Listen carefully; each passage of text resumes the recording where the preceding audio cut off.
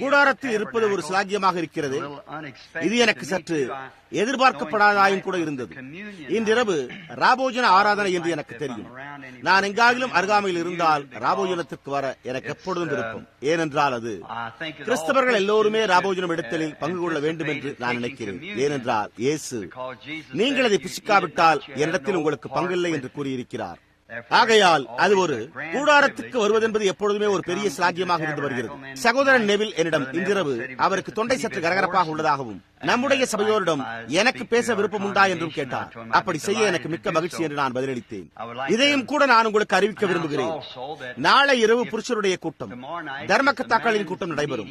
நாளை இரவு இங்கு சபையில் உள்ள வர்த்தகர்களுக்கு வழக்கம் போல் திங்கள் இரவு அவர்களுடைய கூட்டம் இருக்கும். நாங்கள் ஒப்பந்தக்காரரிடம் ஒரு தீர்மானம் செய்ய வேண்டியவர்களாக இருக்கிறோம். நம்முடைய கட்டிட சம்பந்தமான பத்திரங்கள் அனுமதி பெற்றுவிட்டதா என்பதை நீங்கள் எல்லோரும் அறிந்திருப்பீர்கள் என்று நான் நினைக்கிறேன். எனவே நாம் கட்டப்போகிற சபை கட்டிடத்தை கட்ட முடியும். எனவே கட்டிடப் பணியை அநேகமாக இந்த வாரத்தில் துவங்கிவிடலாம். எனக்கு தெரிந்த மட்டில் இந்த வாரத்தில் சபையை கட்ட துவங்கலாம். இங்கே அந்த பத்திரங்களின் பெயரில் ஜெஃபர்சன்வில்லில் நமக்கு அனுமதி அளிக்க மறுத்துவிட்டனர். ஆனால் நாங்கள் இந்தியானா போலீஸுக்கு சென்றபோது அந்த மாநிலத்தில் அவர்கள் எங்களுக்கு அனுமதி கொடுத்தனர். எனவே நாங்கள் அதை கட்டப் போகிறோம். ஆகையால் அதை ஒரு கால இந்த வாரமே தொடங்கலாம். நாளை இரவு கூட்டத்திற்கு பிறகு அது தெரிவிக்கப்படும்.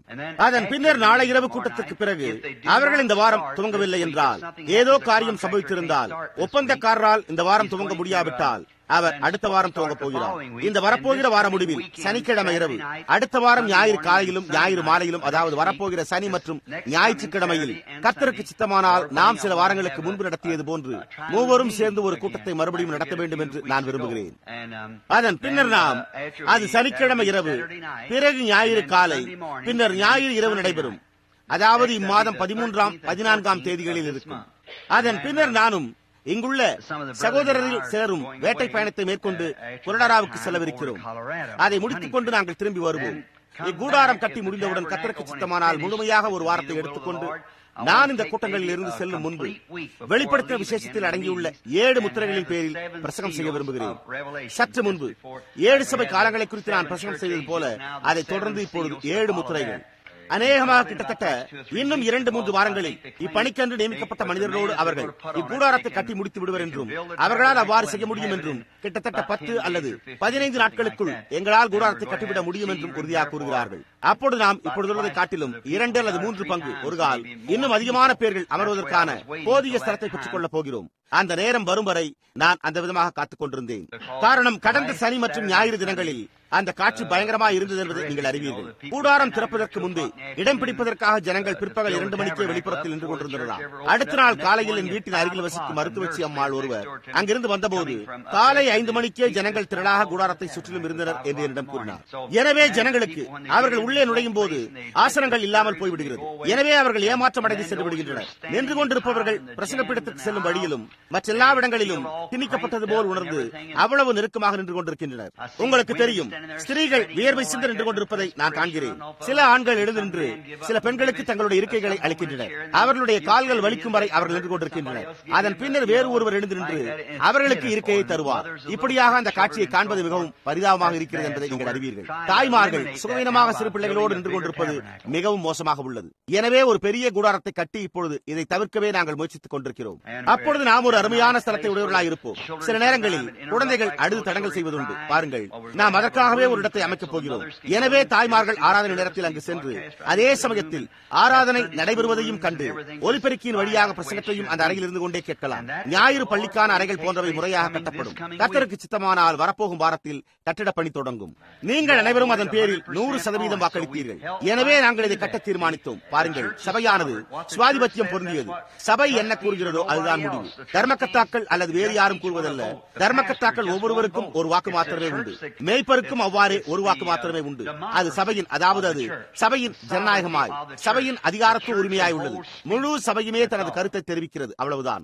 நாம் அதை விரும்புகிறோம். ஏனென்றால் நாம் இதை செய்ய வேண்டும், அதை செய்ய வேண்டும் அல்லது மற்றதை செய்ய வேண்டும் என்று சொல்வதற்கு நமக்கு பேராயரோ அல்லது பரம்பரை அதிகாரங்களோ அல்லது கண்காணிப்பாளர்களோ கிடையாது.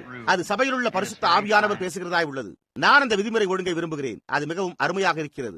நான் இந்த கூடாரத்தை விட்டு ஒரு பெரிய கூடாரத்தை கட்டுவதற்கு போதிய அளவு பணம் கிடைக்கும் வரைக்கும் நீங்கள் காத்திருக்க விரும்புகிறீர்களா என்று தர்மகர்த்தாக்களின் குழுவினை கேட்டேன். தர்மகர்த்தா குழுவினரால் எவ்வித தீர்மானத்திற்கும் வர முடியவில்லை. எனவே பொது மேற்பார்வையாளர் என்னும் ரீதியில் நான் சபையிடம் இதை கேட்க வேண்டும் என்று அவர்கள் என்னை கேட்டுக்கொண்டனர். எனவே நான் இச்சபையை விரிவுபடுத்தி எல்லாவற்றையும் வித்தியாசமாக அமைக்க நம்மிடம் போதிய பணம் உள்ளது என்று, மேலும் நாம் இப்பொழுதே உடனடியாக அதை செய்யலாம், இல்லாவிட்டால் வேறு ஒரு ஸ்தலத்தில் புதியதாய் முழுமையாக சபையை கட்டுவதற்கென போதிய பணம் கிடைக்கும் வரை இந்த பணத்தை நாம் சேமித்து வைக்கலாம் என்று கூறினேன். நாங்கள் அதற்காக ஒரு ஓட்டுப்பதிவினை சபையில் நடத்தினோம். இந்த சபையை உடனடியாக பெரிய ஒரு சபையாக கட்டி விரிவுபடுத்த வேண்டும் என்று அவர்கள் ஒருமனதாக வாக்களித்தனர். நாங்கள் அதனோடு நிலைத்திருக்கிறோம். இங்கே ஜெஃபர்சன்வில்லில் உள்ள குழு நாங்கள் அதை செய்ய முடியாது என்று கூறி எங்களை புறக்கணித்து விட்டனர். நாங்கள் இந்தியானா போலீசுக்கு சென்று அந்த மாநில குழுவிடம் எங்கள் மனுவை சமர்ப்பித்தோம். அவர்கள் அதை விரிவுபடுத்த அனுமதி அளித்து எங்களை திரும்ப அனுப்பினர். அதை விரிவுபடுத்தி கட்ட எங்களுக்கு உரிமை உண்டு. எனவே இப்பொழுது இந்த பட்டணமான ஜெஃபர்சன்வில்லுக்கும் அதற்கும் சம்பந்தமில்லை. இந்தியானா போலீஸ் என்ற மாநிலம் அதை செய்ய அனுமதி அளித்து விட்டது. எனவே நாங்கள் அனுமதி பெற்றுவிட்டோம். ஒப்பந்தக்காரரும் இப்பொழுது தன்னுடைய கரத்தில் அனுமதி சீட்டை பெற்றுக் கொண்டார். எந்த நேரத்திலும் அவர்கள் பணியை தொடங்க ஆயத்தமாய் உள்ளனர் என்று நான் நினைக்கிறேன். நாளை இரவு அடுத்த வாரம் பணியை தொடங்க விரும்புவதாக ஒப்பந்தக்காரர் கூறினால், இப்பொழுது நான் 7 முத்திரைகளை குறித்த கூட்டத்திற்கு நாம் வரும் வரை கூட்டங்களை ரத்து செய்து விடுவேன். ஆனால் அடுத்த வாரம் ஒப்பந்தக்காரரால் பணியினை தொடங்க முடியாமல் போனால், அப்பொழுது நான் புறப்பட்டு செல்லும் முன்பு வருகிற சனிக்கிழமையும் ஞாயிற்றுக்கிழமையும் நான் கூட்டங்களை நடத்துவேன். இந்த ஞாயிறன்று கூட்டங்களை வைக்கலாம் என்று நான் எண்ணியிருந்தேன். ஆனால் அன்றிரவு ராபோஜன ஆராதனை உள்ளது என்பதை நான் கண்டறிந்தபடியால் எனவே அன்று கூட்டம் வேண்டாம் என்று தவிர்த்து விட்டேன். காரணம், ஜனக்கூட்டம் அதிகம் இருந்தால் ராபோஜனத்தை சௌகரியமாக ஆசிரிக்க முடியாது. நமக்கு பெரிய கூடாரம் அமையும் போது அவ்வாறு வைத்துக் கொள்ளலாம். இப்பொழுது நாம் ஒரு வருங்கால ஜனாதிபதியை பெற்றுள்ளோம். நான் என்ன பொருட்படுத்தி கூறுகிறேன் என்பதை நீங்கள் அறிவீர்கள். அந்த குழந்தை அண்மையில் நிக்கர்சன் குடும்பத்தாருக்கு அளிக்கப்பட்டது. கூடுமானால் பியானோ வாசிக்கும் நம்முடைய சகோதரி வந்து அவர்களை உள்ளே கொண்டு வாருங்கள் என்னும் பாட்டிற்கோ அல்லது அது போன்ற வேற ஏதாவது ஒரு சிறு பாட்டிற்கோ சுருதி கொடுப்பார்களானால், அநேக காலமாக இக்கர்சன் குடும்பத்தினர் எதிர்பார்த்திருந்த இச்சிறு அருமையான மேன்மகன் கடைசியில் வந்துவிட்டார். மிகவும் அருமையான ஒரு சிறுநபர். நிச்சயமாக அவர் இக்கர்சன் குடும்பத்தினருக்கு ஒரு ஆபரணமாக திகழ்கிறார். அவர்கள் அனைவருமே நமக்கு ஆபரணங்களாக இருக்கின்றனர். அவர்களை நாம் நேசிக்கிறோம். உண்மையில் அவர்கள் நம்முடைய சகோதரனும் சகோதரியுமாக இருக்கின்றனர். அவர்களுடைய குடும்பத்தில் இந்த சிறு குழந்தை பிறந்ததற்காக நாம் நன்றியுள்ளவர்களாக இருக்கிறோம். அந்த குடும்பத்தை அது முற்றிலுமாக புரட்சிகரமாக்கிவிட்டது. இப்பொழுது பிரதிஷ்டைக்காக இந்த குட்டி நபரை அவர்கள் தந்தையும் தாயும் முன்னால் கொண்டு வரட்டும். இப்பொழுது சிறு பிள்ளைகள் மேல் அவர் தம்முடைய கரத்தை வைத்து அவர்களை ஆசீர்வதிக்கும்படிக்கு அவர்களை அவரிடத்தில் கொண்டு வந்தார்கள் என்று வேதம் கூறுகின்றது. இப்பொழுது குழந்தை ஞானஸ்தானம் என்று அவர்கள் அழைப்பதில் நம்பிக்கையுள்ள ஜனங்கள் இவ்வுலகில் உள்ளனர். அது என்னவென்றால், அவர்களை சிறுவர்களுக்கு ஞானஸ்தானம் கொடுப்பதில்லை, தண்ணீரை மாத்திரம் அவர்கள் மேல் தெளிக்கின்றனர். இப்பொழுது அவ்விதம் எப்போதாவது தெளித்ததாக குழந்தைகளுக்கு மாத்திரமல்ல, பெரியவர்களுக்கும் கூட அவ்வாறு செய்ததாக நாம் வேதத்தில் எங்குமே கண்டறிவதில்லை.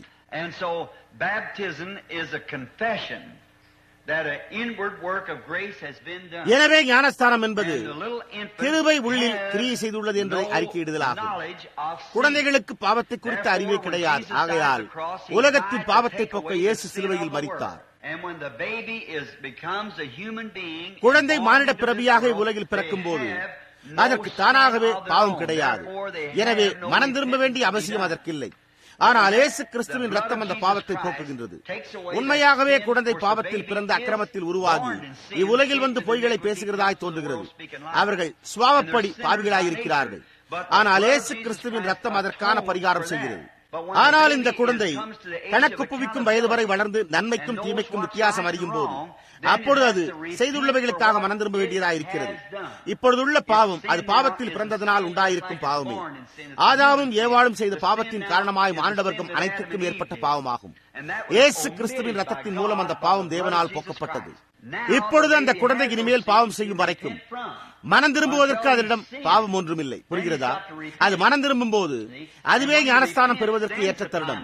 அப்பொழுது அவன் தண்ணீர் முழுக்கினால் ஞானஸ்தானம் பெறுகிறான். அந்த நேரம் வரைக்கும் நாம் வேதத்தின் வழிமுறைகளை பின்பற்றுகிறோம்.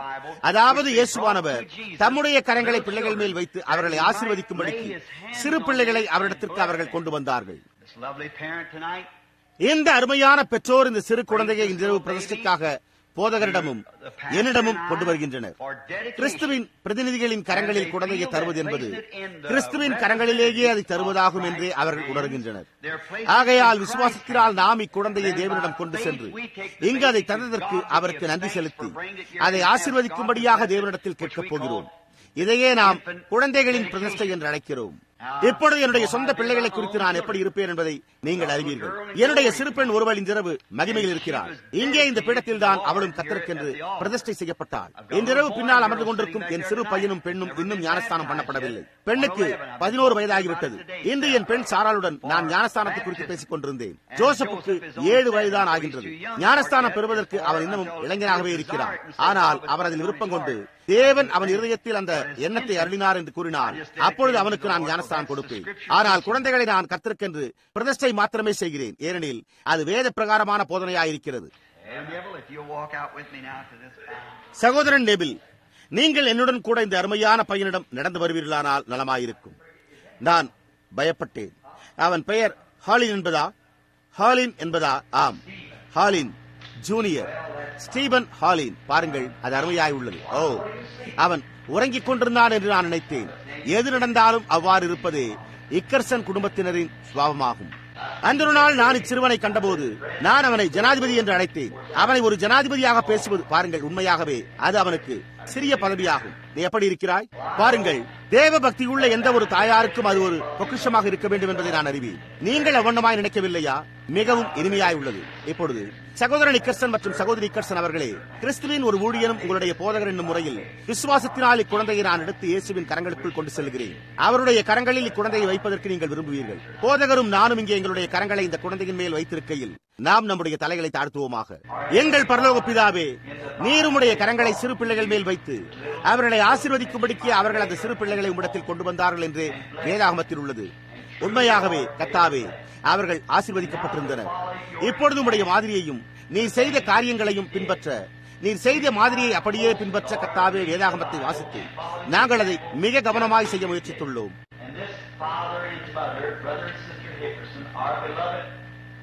இந்த தகப்பனும் தாயும் சகோதரன் மற்றும் சகோதரி இக்கர்சன் அவர்களும் இங்கே குடாரத்தில் உள்ள எங்களுடைய அன்பார்ந்த சீசர்களும் அவருடைய பாதுகாப்பில் நீர் வைத்திருக்கும் இந்த சிறு மகிழ்ச்சியை அவர்கள் எங்களிடம் கொண்டு வந்துள்ளனர். கர்த்தாவே, அது உம்மிடத்திலிருந்து வந்துள்ளது. நீர் அவர்களுக்கு இந்த குழந்தையை தந்தி உமக்கு ஒரு சேவை செய்யும்படியா இந்த சிறு ஜீவனை இப்பொழுது அவர்கள் உமக்கு அளிக்க வாஞ்சிக்கிறார்கள். நீர் இந்த குழந்தையை ஆசீர்வதித்து நீர் அதற்கு நீண்ட ஆயுளை தர வேண்டும் என்று நான் ஜெபிக்கிறேன். கூடுமானால் கர்த்தருடைய வருகையை காண அது உயிரோடு இருப்பதாகும். அது எங்கே இருந்தாலும் நீர் அதை ஆசீர்வதிக்க வேண்டும் என்று நான் ஜெபிக்கிறேன். அது ஒரு கிறிஸ்தவ குடும்பத்தில் பிறந்துள்ளது போலவே அது ஒரு கிறிஸ்தவ குடும்பத்திலேயே வளர்க்கப்படுவதாக, அது இந்த குடும்பத்திலேயே தொடர்ந்து இருப்பதாக. கூடுமானால் இக்குழந்தை வளர்ந்து சுவிசேஷத்தை பிரசங்கிக்கும்படி பிரசங்க பீடத்தில் இருப்பதை காண தகப்பனும் தாயும் உயிரோடு இருப்பார்களாக. இதாவே, வெள்ளை மாளிகையிலே அவனை சிங்காசனத்தில் காண்பதற்கு பதிலாக அல்லது மற்ற வேறெங்காவது அவனை காண்பதற்கு பதிலாக இந்த விதமாக அவனை காண்பதற்கே அவர்கள் விரும்புவார்கள். ஏனென்றால் அவர்கள் உடைய ஊழியக்காரராய் இருக்கிறபடியால் இந்த குழந்தையுடைய ஜீவியம் தேவனுடைய ஊழியத்திற்கு ஒரு அர்ப்பணிப்பாகவும் ஒரு ஆசீர்வாதமாகவும் இருக்கவே வாஞ்சிக்கிறார்கள். பிதாவே, நீர் இந்த குழந்தையை ஆசீர்வதியும் என்று இப்பொழுது நான் ஜெபிக்கிறேன். தேவனுடைய கிருபையானது அதன் மேல் வந்து அது ஆரோக்கியமாயும் அதனுடைய ஜீவியம் முழுவதும் மகிழ்ச்சியாயும் இருப்பதாக. அவன் வளர்ந்து பெரியவனாவதை காண தகப்பனும் தாயும் உயிரோடு இருப்பார்களாக என்று நாங்கள் மீண்டும் வேண்டிக் கொள்கிறோம். உம்முடைய நாமத்தில் நாங்கள் ஆசீர்வதிக்கிற இவனை ஆசீர்வதியும்.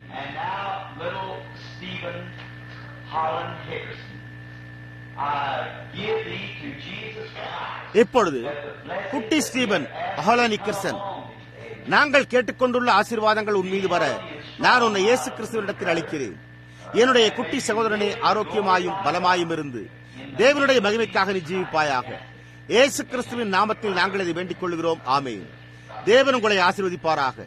தேவன் உங்கள் அனைவரையும் ஆசீர்வதிப்பாராக. மிக இனிமையான குழந்தை.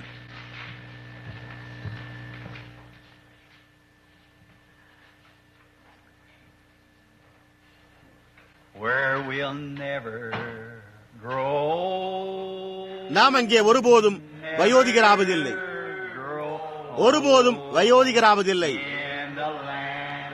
அந்த தேசத்தில் அங்கே நாம் ஒருபோதும் வயோதிகராவதில்லை, ஒருபோதும் வயோதிகராவதில்லை,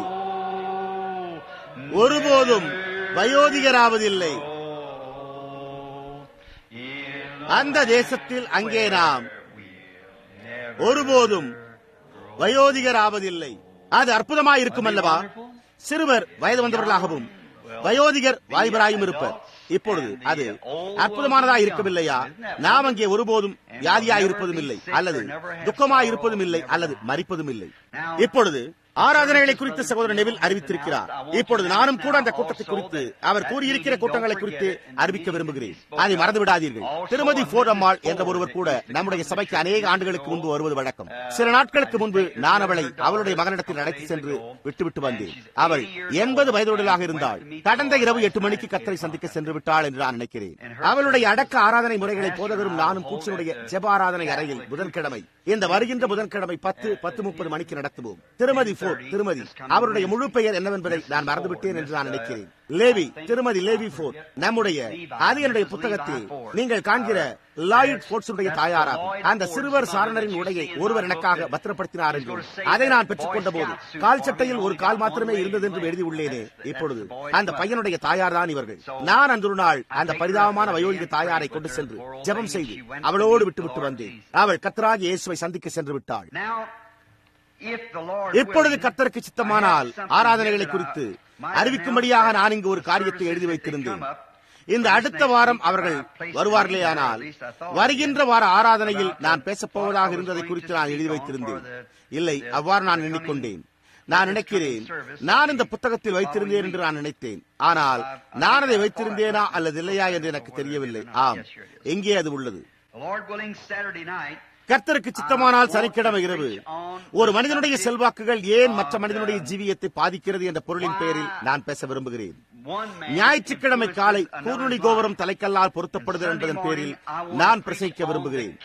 ஞாயிற்றுக்கிழமை இரவு, வருகின்ற இந்த ஞாயிற்றுக்கிழமை இரவு என்னுடைய வழிகாட்டி என்ற பொருளின் பேரில் நான் பிரசங்கிக்க விரும்புகிறேன். இப்பொழுது கர்த்தர் அந்த காரியங்களை ஆசீர்வதித்து நான் வெளியே சென்றிருந்த காரணத்தால் எனக்கு உதவி செய்தவர்களை பொருத்துவதற்கு ஏற்ற சந்தர்ப்பத்தை அளிப்பாராக. இப்பொழுது இன்றிரவு நாம் ஒரு சில காரியங்களை துரிதமாக பார்க்க விரும்புகிறோம். எனக்கு தபாலில் வந்த கடிதம் ஒன்றை வரும் வழியில் பில்லி சற்று முன் என் கையில் கொடுத்தான். சில சகோதரர்கள் மிஷிகனில் இருக்கின்றனர். அங்குள்ள போதகர் சங்கத்திடமிருந்து இது வந்துள்ளது. அவர்கள் அநேக காரியங்களை கொண்டுள்ளனர். நீங்கள் பாருங்கள், அப்படித்தான் காரியங்கள் குழப்பப்படுகின்றன. நான் அங்கு சிலரை அனுப்பியுள்ளதாகவும் அங்குள்ள சில சகோதரர்கள் அவர்கள் தங்கள் மனைவிகளை விட்டுவிட்டு தங்கள் ஆவிக்குரிய துணையை தேடிக்கொண்டிருக்க வேண்டும் என்றும் நான் பிழையற்ற பரிபூர்ணமானவன் என்றும் அவர்கள் பிரசங்கித்துக் கொண்டிருப்பதாகவும் இவர்கள் குறிப்பிட்டுள்ளனர். அப்படிப்பட்ட எந்த காரியமும் இல்லை. இதுவரை நீங்கள் கேள்விப்பட்ட காரியங்களில் இது மிகவும் பயங்கரமானது. போதகர் சங்கம் அதை குறிப்பிட்டு கூறி நான் தான் அவர்களை அங்கு அனுப்பினேன் என்றும் இந்த ஏராளமான குழப்பத்திற்கு காரணம் என்றும் அவர்கள் அதை குறித்து எனக்கு ஒரு கடிதம் எழுதியிருக்கிறார்கள். ஒரு மனிதன் தன்னுடைய மனைவியை விட்டுவிட்டு வேறொரு பெண்ணை விவாகம் செய்து கொள்ள வேண்டும் என்று தீர்க்க தரிசனம் உரைத்துக் கொண்டிருக்கிறார்களா? இப்பொழுது அதை போன்ற அப்படிப்பட்ட முடத்தனமான காரியங்களை நாம் ஆதரிப்பதில்லை என்பதை இந்த சபை அறிந்துள்ளது. நாம் வேதாகமத்தில் விசுவாசம் கொண்டிருக்கிறோம். ஒரு மனிதன் ஒரு ஸ்திரீயை தன்னுடைய மனைவியாக ஏற்றுக்கொள்ளும் போது மரணம் மாத்திரமே அவர்களை பிரிக்க முடியும் என்பதை நாம் விசுவாசிக்கிறோம். அது மாத்திரமே பிரிக்க முடியும். அது போன்ற காரியத்தை நாம் நம்புகிறதில்லை. நாம் சுவாதீன அன்பிலும் நம்பிக்கை கொள்வதில்லை. நாம் அது போன்ற காரியத்தில் நம்பிக்கை கொள்வதில்லை. நாம் வேதாகமத்தை அதை மாத்திரமே முற்றிலுமாக விசுவாசிக்கிறோம். எனவே நான் அதனுடைய ஒரு பிரதியை எடுத்து, இந்த கடிதத்தின் பிரதியை எடுத்து, இதற்கான எனது பதிலை அதனோடு அளித்து அதை பத்திரிகைகளில் பிரசுரிக்கப் போகிறேன். அப்பொழுது சரியான பதிலாக அமையும். அது எப்படியாயினும் அவர்களுக்கு பதிலளிக்கும் என்று நான் நம்புகிறேன். இப்பொழுது இன்றிரவு நாம் வேதாகமத்தை திறப்பதற்கு முன்பு நாம் நம்முடைய கர்த்தரிடத்தில் பேசுவோமாக.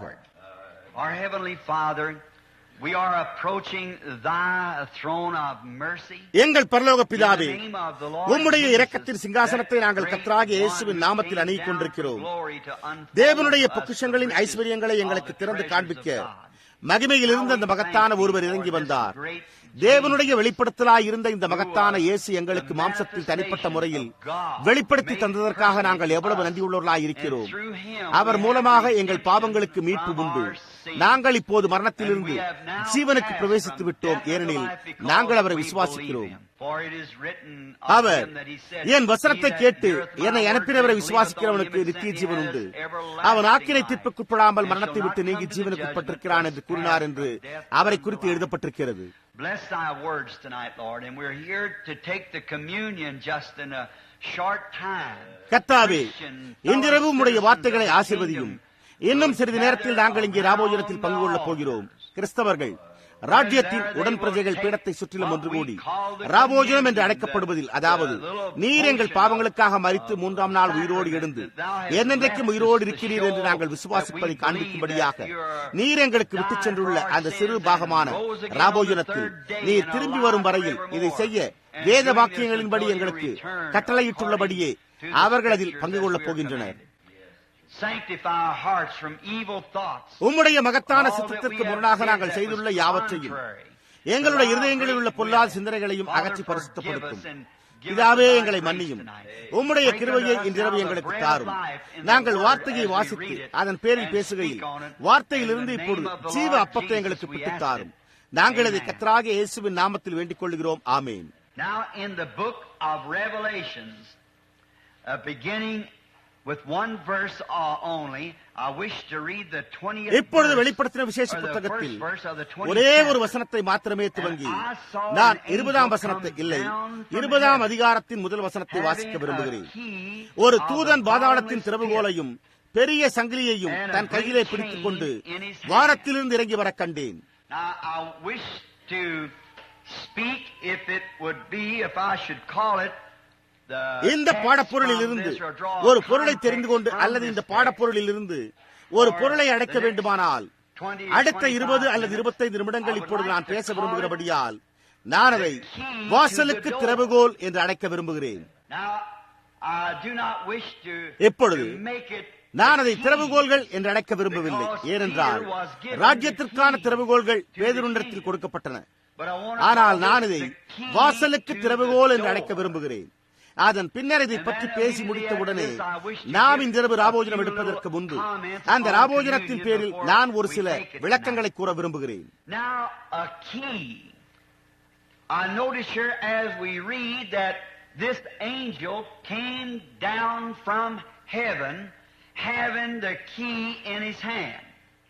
இப்பொழுது ஒரு திறவுகோல், இந்த தூதன் தன்னுடைய கையில் அந்த திறவுகோலை பிடித்துக் கொண்டு வானத்திலிருந்து இறங்கி வந்தான் என்று நான் வாசித்த போது நான் இங்கே கவனித்தேன்.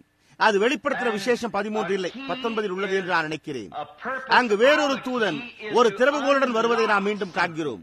ஒன்றை திறந்து விடுவதே ஒரு திறவுகோலின் நோக்கம். பூட்டப்பட்டுள்ள ஏதோ ஒன்றை திறந்து விடுவதற்கு ஒரு திறவுகோல் உள்ளது, அல்லது பூட்டப்பட வேண்டிய ஒன்றை அது பூட்டுகின்றது. ஆனால் அந்த நோக்கத்திற்காகவே ஒரு திறவுகோல் கொடுக்கப்படுகின்றது.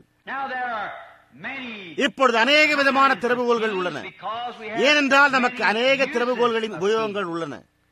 பண்டக சாலைகளுக்கு திறவுகோல்கள் உள்ளன. உங்களுடைய சொந்த வீட்டிற்கு திறவுகோல் உண்டு. உங்களுடைய மோட்டார் வாகனத்திற்கு திறவுகோல் உண்டு. நாம் அவைகளை திறவுகோல்கள் என்று அழைக்கிறோம். அவைகள் திறவுகோல்களாயிருக்கின்றன. அநேக சமயங்களில் அவைகள் நிகரொத்த திறவுகோல்களாக்கப்படுகின்றன. அல்லது வீட்டிற்கு சில சமயங்களில் மாற்று திறவுகோல் என்று நாம் அழைக்கிற விதமாக அவை அதே வடிவில் மற்றொன்றாக உருவாக்கப்படுகின்றன. வேறு வார்த்தைகளில் கூறினால் நெம்புகோலை கொண்டு உருவாக்கப்படுகின்ற ஒரு விதமான திறவுகோலாய் அசலானதன் பேரில் செயல்பட அது ஒரு குறிப்பிட்ட வழியில் சுழன்று எந்த விதத்திலாவது கிட்டத்தட்ட கதவை திறக்க முடிந்த நிகரொத்த திறவுகோல் என்று அழைக்கப்படுகிறது. அது அநேக திறவுகோல்களின் இன்னொரு நிகரொத்த திறவுகோலின் புற வடிவத்தில் உள்ளது. அது அந்த விதமாக நம்முடைய வீடுகளையும் அல்லது நம்முடைய மோட்டார் வாகனங்களையும் திறக்கக்கூடிய மற்றொரு மாதிரி திறவுகோல் ஆக்கப்பட முடியும்.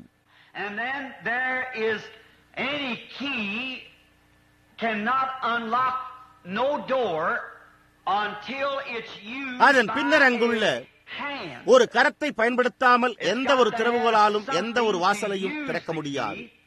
திறவுகோலை உபயோகிக்க ஏதோ ஒரு காரியம் இருக்கத்தான் வேண்டும். திறவுகோல் தானாகவே தன்னை பயன்படுத்திக் கொள்ள முடியாது. அந்த திறவுகோலை செயல்பட வைக்க ஒரு காரியம் இருக்க வேண்டியதாக உள்ளது.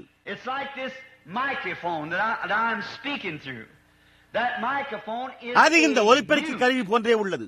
அதாவது நான் இதன் மூலமாக பேசிக் கொண்டிருக்கிறேன். அந்த ஒலிபெருக்கி கருவி ஒரு ஓசையற்ற கருவியாய் உள்ளது. அதன் மூலமாக யாராவது பேசினால் ஒழிய அது தானாகவே பேச முடியாது. அதன் மூலமாக பேசுவதற்கு ஏதோ ஒரு காரியம் இருக்க வேண்டும். ஆகையால் இது ஒலிபெருக்கி கருவி அல்ல. இது அதற்கு பின்னால் உள்ள சத்தம் அல்லது இரைச்சலை அந்த ஒலிபெருக்கி காற்றின் அலைகளினூடாக உங்களுடைய செவிக்கு அதை கொண்டு வருகிறது.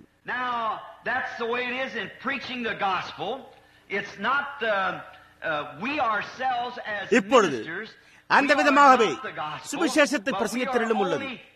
அது ஊழியக்காரர்களாகிய நாம் அல்ல, நாம் சுவிசேஷமாய் இருக்கவில்லை. ஆனால் நாம் நம்முடைய செயலாண்மையின் மூலமாக தேவனுடைய சத்தத்தை கேட்பவர்களுக்கு அனுப்பும் கருவிகளாய் மாத்திரமே இருக்கிறோம். ஒரு தரிசனமும் அதே விதமாகவே உள்ளது. ஒரு தரிசனத்தை குறித்து இந்த நேரத்தில் சபைக்கு கூறுவதற்கு ஒன்றுமில்லை என்பதை நான் அறிவேன். ஆனால் பரிசுத்த ஆவியானவர் ஒரு தரிசனத்தை எனக்கு முதலில் காண்பிப்பாரானால், அப்பொழுது அது யாருக்கு காண்பிக்கப்பட்டதோ அவருக்கு அந்த தரிசனத்தை நான் அப்படியே எடுத்துரைப்பேன். எனவே அது என்னுடையதாய் நானாய் இருக்கவில்லை, அந்த தரிசனம் நானாய் இருக்கவில்லை, அது தேவன் எனக்கு அளித்த தரிசனமாய் இருந்து அந்த தரிசனத்தின் செய்தி அதற்குரிய ஜனங்களுக்கு கொண்டு வரும்படியாக நான் செயல்படுகிறேன். இப்பொழுது ஒரு திறவுகோல் என்பது அதே காரியமாக உள்ளது. என்னை மன்னித்துக் கொள்ளுங்கள், திறவுகோல் என்பது வாசலை திறக்க வேண்டிய ஒரு கரத்தில் மாத்திரம் பிடித்திருக்க வேண்டிய ஒன்றாய் உள்ளது. பாருங்கள், அது கரத்தில் இருக்க வேண்டும். இப்பொழுது இன்றிரவு நான் பேசப் போகிற இந்த திறவுகோல், இந்த திறவுகோலை ஒரே ஒரு கரம் மாத்திரமே பிடித்திருக்க வேண்டியதாய் உள்ளது. அது விசுவாச கரமேயாகும். இந்த திறவுகோலை அந்த ஒரு காரியம் மாத்திரமே பிடித்திருக்க முடியும். மற்ற கரங்கள் மற்ற திறவுகோல்களை பிடித்திருக்கலாம், ஆனால் அதற்கு ஒரு விசுவாச கரமே தேவைப்படுகிறது.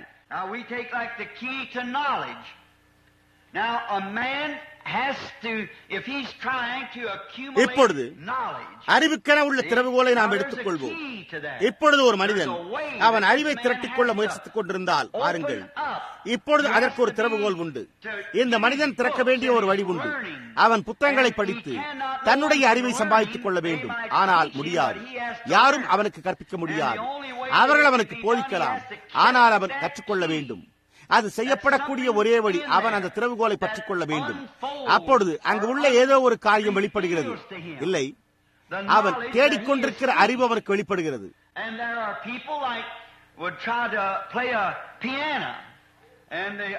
ஒரு இசைப்படையை வாசிக்க முயற்சிக்க விரும்பும் அநேக ஜனங்கள் உண்டு. அவர்கள் இல்லை இசையை அதை எப்படி வாசிப்பது என்று அவர்களுக்கு தெரியாது. அவர்கள் கற்றுக்கொள்ளும்படி ஆசிரியர் பாடங்களுக்கு மேல் பாடங்களை எடுத்தாலும் அவர்கள் அதை ஒருபோதும் கற்க மாட்டார்கள். அந்த ரகசியத்தை வெளிப்படுத்தும் திறவுகோலை, அதாவது தாளம் எப்படி அமைகிறது என்றும் ராகம் எப்படி தொனிக்கிறது என்பதையும் அறிந்து கொள்ள முடியாது. அதற்கு ஒரு திறவுகோல் தேவைப்படுகிறது.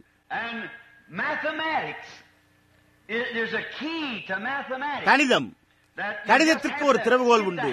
அதாவது நீங்கள் அதனுடைய முறையை புரிந்து கொள்ள வேண்டும். சில மனிதர்கள் 4 வரிசைகளில் உள்ள எண்களை தங்களுடைய விரல்களிலேயே எண்ணி, ஒவ்வொரு வரிசையிலும் உள்ள எண்களை தங்களுடைய ஒவ்வொரு விரல்களிலுமே எண்ணி அந்த விதமாக கணக்கிட்டு வந்து 5 அல்லது 6 இலக்கங்களை கொண்ட எண்களை சரியாக கீழே விடை கூறி விடுகின்றனர். 1 லிருந்து 9 வரை எங்கிருந்தாலும் ஒரே நேரத்தில் 4 வரிகளில் உள்ள எண்களை கணக்கிட்டு விடுகின்றனர். பாருங்கள், ஒரு வரி கணக்கிடுவதே எனக்கு கடினம். எனக்கு விரல்களும் கட்டை விரல்களும் இருந்தாலொழிய ஒரு வரிசையில் உள்ளதையே என்னால் கணக்கிட முடியாது. என்னால் அந்த திறவுகோலை ஒருபோதும் கண்டுபிடிக்கவே முடியவில்லை. ஆனால் நீங்கள் பாருங்கள், சிலர் அதற்கான திறவுகோல்களை உடையவர்களாக இருக்கிறார்கள்.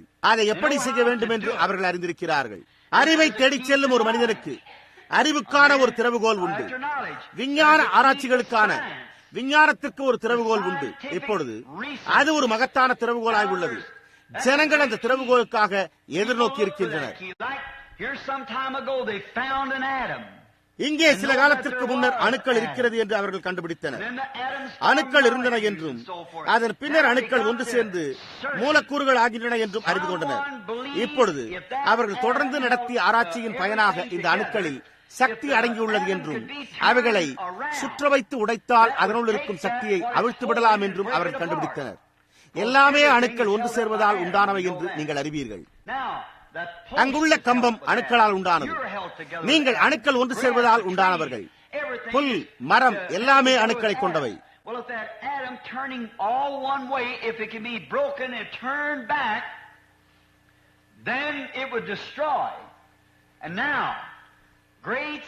அந்த அணுக்களை ஒரு பக்கமாக சுற்ற வைத்து அதை உடைத்தால் அது நிர்மூலமாக்கும் சக்தியை பெற்றுவிடுகிறது. இப்பொழுது மகத்தான விஞ்ஞானிகள் அதை செய்ய முடியும் என்று எண்ணி அவர்கள் பணியாற்றினர். அவர்கள் உழைத்தனர்.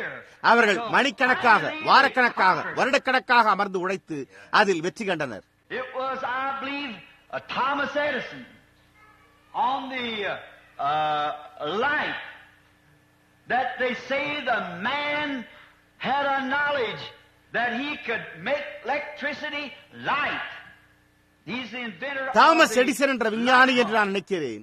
அதாவது விளக்கினை எரிய வைப்பதன் பேரில் மின்சாரத்தின் மூலம் விளக்குகளை எரிய வைக்கும் அறிவை அவர் கொண்டிருந்தார் என்று ஜனங்கள் கூறுகின்றனர். அவர்தான் மின்சார விளக்கு கண்டுபிடித்தவர். அவர் இரவில் படுக்கை கூட செல்ல மாட்டாராம். அவர் தன்னுடைய கையில் ஒரு இறைச்சி கலந்த ரொட்டியை எடுத்துக்கொண்டு அதை தன்னுடைய ஆகாரமாக சாப்பிட்டுவிட்டு அங்கேயே அமர்ந்து அரும்பாடுபடுவாராம். அவருடைய சிந்தையில் ஏதோ ஒன்று அவரால் இதை செய்ய முடியும் என்று கூறிக்கொண்டே இருந்தது. அது என்ன? அதுதான் இந்த வழியை திறக்கும் திறவுகோல்.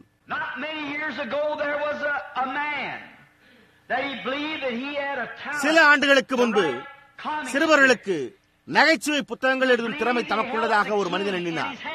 அவர் தன்னுடைய கரத்தில் அந்த திறவுகோலை வைத்திருந்ததாக நினைத்துக் கொண்டார். அவர் விரும்பினார். அவர் புறப்பட்டு சென்றார். அவர் கான்சாஸ் பட்டணத்தில் வசித்தார். எனவே அவர் கான்சாஸ் பட்டணத்தில் உள்ள பெரிய செய்தித்தாள்களின் பதிப்பாசிரியரிடம் தாம் எழுதியுள்ளவைகளில் சிலவற்றை எடுத்து சென்றார். அப்பொழுது அந்த பதிப்பாசிரியரோ, ஐயா, நீர் அந்த திறமையை பெற்றிருக்கவில்லை, நீர் அதை குறித்து முயற்சி செய்ய வேண்டியதில்லை, உம்மால் அதை செய்ய முடியாது என்றும் கூறிவிட்டார். ஆனால் அது அவரை திருப்திப்படுத்தவில்லை. அவர் அதற்கான திறமையை உடையவராக இருந்தார் என்பதை அறிந்திருந்தார். அவர் திரும்ப திரும்ப முயற்சித்து சென்றார். ஆனால் அவர் பதிப்பாசிரியர் அவரை புறக்கணித்து விட்டார். முடிவாக அவர் மற்ற இடங்களுக்கும் சென்றார். அவர்களும் அவரை புறக்கணித்து, திருவாளரே, நீர் அதற்கான திறமையை பெற்றிருக்கவில்லை, உம்மால் அதை செய்ய முடியாது என்றே கூறிவிட்டனர். ஆனால் அதே சமயத்தில் அவரால் அதை எழுத முடியும் என்று அவர் நம்பினார். அந்த விதமாகவே அவர் தம்முடைய கரத்தில் ஏதோ ஒரு காரியத்தையும் உடையவராயிருந்தாரே.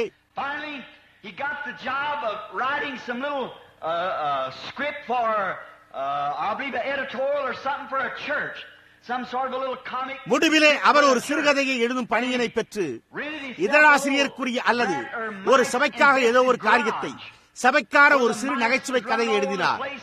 எலிகள் நிறைந்த மோட்டார் வண்டி நிறுத்தும் ஒரு கொட்டகையை அவர் வாடகைக்கு எடுத்தார். அங்கே எலிகள் அங்குமிங்கும் ஓடின வண்ணமாக இருக்கும். அவர் எழுதின காகிதங்களின் மேலும் ஓடின.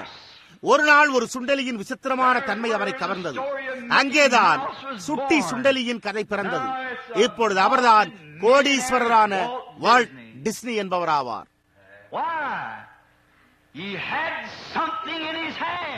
ஏன்? அவர் ஏதோ ஒரு காரியத்தை தம்முடைய கரத்தில் உடையவராயிருந்தார்.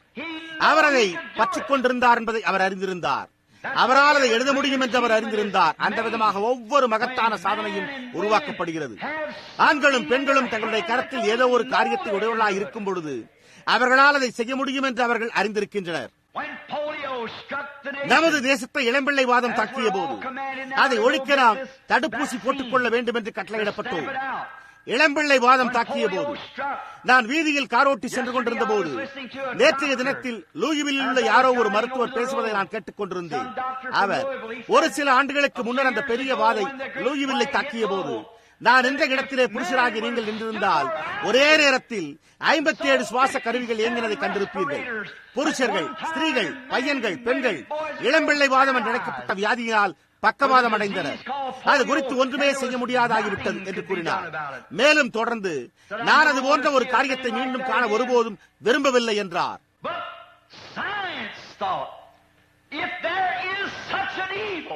ஆனால் விஞ்ஞானமோ இளம்பிள்ளை வாதம் என்னும் பொல்லாத நோய் ஒன்று இருக்குமானால் அதை தடுக்க ரட்சகமாக ஏதோ ஒரு காரியம் இருக்க வேண்டும் என்று எண்ணியது. அவர்கள் போராடினர். அவர்கள் தங்களுடைய முழு காலனிகளோடு வீதிகளில் சென்று அந்த தீயணைப்பு வீரர்கள் தங்கள் தொப்பிகளை கடற்றி அவர்கள் பிச்சை எடுத்தனர். அவர்கள் விடுதலையின் வாசலை திறப்பதற்கான திறவுகோலை கண்டறிய முயற்சித்து ஒவ்வொரு காரியத்தையும் செய்து அங்கு சுற்றித் திரிந்தனர். முடிவிலே ஒரு கிறிஸ்தவ பெருந்தன்மையாளர் சால்கன் பெயர் கொண்ட ஒருவர் அதற்கான தடுப்பு மருந்தினை கண்டுபிடித்தார். ஏன்? அது மரணத்துக்குரிய பொல்லாங்காயிருந்தது. அது மரணத்துக்கு எதிரான ஒரு கொலையாளியாயிருந்தது. மனிதனுக்கு மீண்டும் விடுதலையை திறக்கும்படியான அந்த திறவுகோல் எங்கோ இருந்தது. அதற்கு சால்க் தடுப்பு மருந்து மகத்தான சிகிச்சையாயிருந்தது.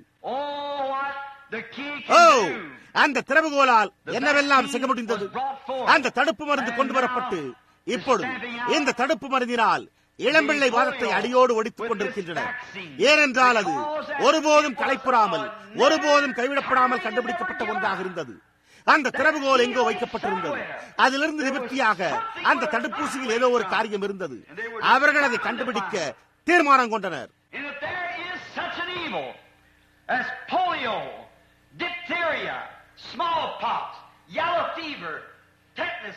இளம்பிள்ளை வாதம், தொண்டை அழற்சி நோய், பெரியம்மை, கொசுவினால் பரவும் விஷக்காய்ச்சல், தசைகளை கடினமாக இறுகச் செய்யும் நோய், தாடைகளை கெட்டியாக பிடித்துக் கொள்ளும் நோய் போன்ற பொல்லாத நோய்களுக்கு பொல்லாங்காய் ஒரு கொலையாளியாய் உள்ள இந்த பொல்லாத நோய்களோடு விஞ்ஞானம் இரவும் பகலும் போராடி அதிலிருந்து விடுபட தடுப்பு மருந்தை கண்டுபிடிக்குமானால் பாவ வீட்டின் சிறையுள்ள ஒரு மனிதனுக்காக ரட்சிப்பின் ஒரு திறவுகோல் உள்ளது.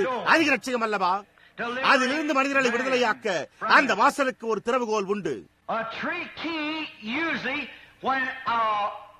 வழக்கமாக ஒரு திறவுகோல் அது பூட்டை திறக்கும் போது நீங்கள் ஒரு திறவுகோலை கண்டறியும் போது அதனுள் ஏதோ ஒரு பொக்கிஷத்தை அது உடையதாக இருக்க வேண்டும். அது பயனுள்ள ஏதோ ஒன்றை உடையதாக இருக்க வேண்டும். இல்லை என்றால் நீங்கள் அதை பூட்டக்கூட மாட்டீர்கள். பூட்டுவதற்கான பயனுள்ளது இல்லை என்றால் அதை அப்படியே விட்டுவிடலாம். ஆனால் அது பயனுள்ளதாக இருக்கும் போது அது பூட்டப்படுமே. எனவே ஒரு திறவுகோல் வழக்கமாக ஒரு குறிப்பிட்ட ஏதோ ஒரு காரியத்திற்கு அல்லது உபயோகமான ஏதோ ஒன்றுக்குள் நுழைவதற்கான வழியாக உள்ளது. அதற்காகத்தான் திறவுகோல் உள்ளது. இப்பொழுது உபயோகமான ஏதோ ஒரு காரியத்தை திறக்கும்.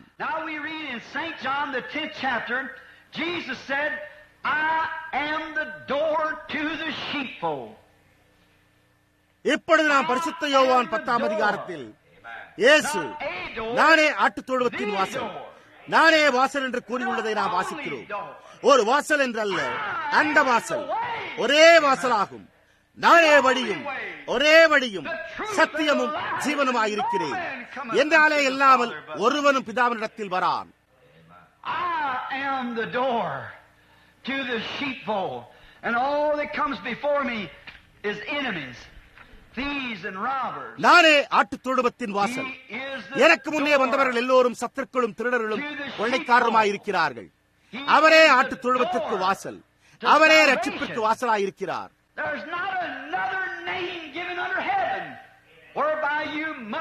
நீங்கள் ரட்சிக்கப்படும்படிக்கு வானத்தின் கீழெங்கும் இயேசு கிறிஸ்துவின் நாமமே இல்லாமல் வேறொரு நாமம் கொடுக்கப்படவில்லை.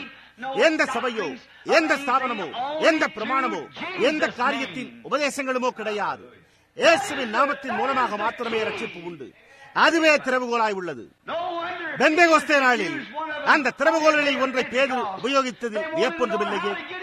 அந்த வாசலுக்குள் எப்படி நுழைய வேண்டும் என்பதை அவர்கள் அறிய விரும்பினர். அவர் அந்த திறவுகோலை உபயோகித்தார். ஒரே ஒரு திறவுகோல் மாத்திரமே உண்டு. ஏனென்றால் அங்கே ஒரே ஒரு வாசல் மாத்திரமே உள்ளது. நானே அந்த வாசல். பேதுரு அதற்கு திறவுகோலை உடையவனாயிருந்தார். அவன் நீங்கள் மனம் திரும்பி ஒவ்வொருவரும் பாவ மன்னிப்புக்கென்று இயேசு கிறிஸ்துவின் நாமத்தினால் ஞானஸ்தானம் பெற்றுக் கொள்ளுங்கள், அப்பொழுது நீங்கள் தேவனுடைய பொக்கிஷங்களை பெற்றுக் கொள்வீர்கள் என்றார். அது வாசலுக்கு திறவுகோலாய் உள்ளது. இயேசுவே வாசலாயிருக்கிறார்.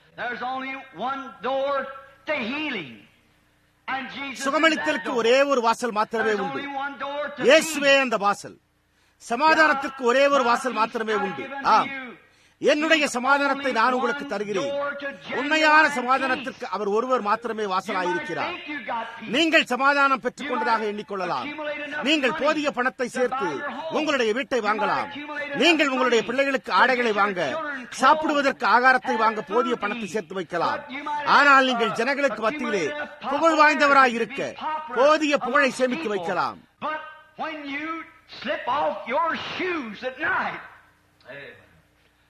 ஆனால் நீங்கள் இரவிலே உங்கள் பாதரட்சைகளை கடத்தி விட்டுவிட்டு படுக்க ஆயத்தமாகும் போது ஒரே ஒரு காரியம் மாத்திரமே உங்களுக்கு சமாதானத்தை கொடுக்க முடியும். அதாவது அந்த இரவு நீங்கள் மரித்துக் கொண்டிருக்கிறீர்கள் என்பதை அறிந்திருந்தால் ஒரே ஒரு சமாதானம் மாத்திரமே உண்டு.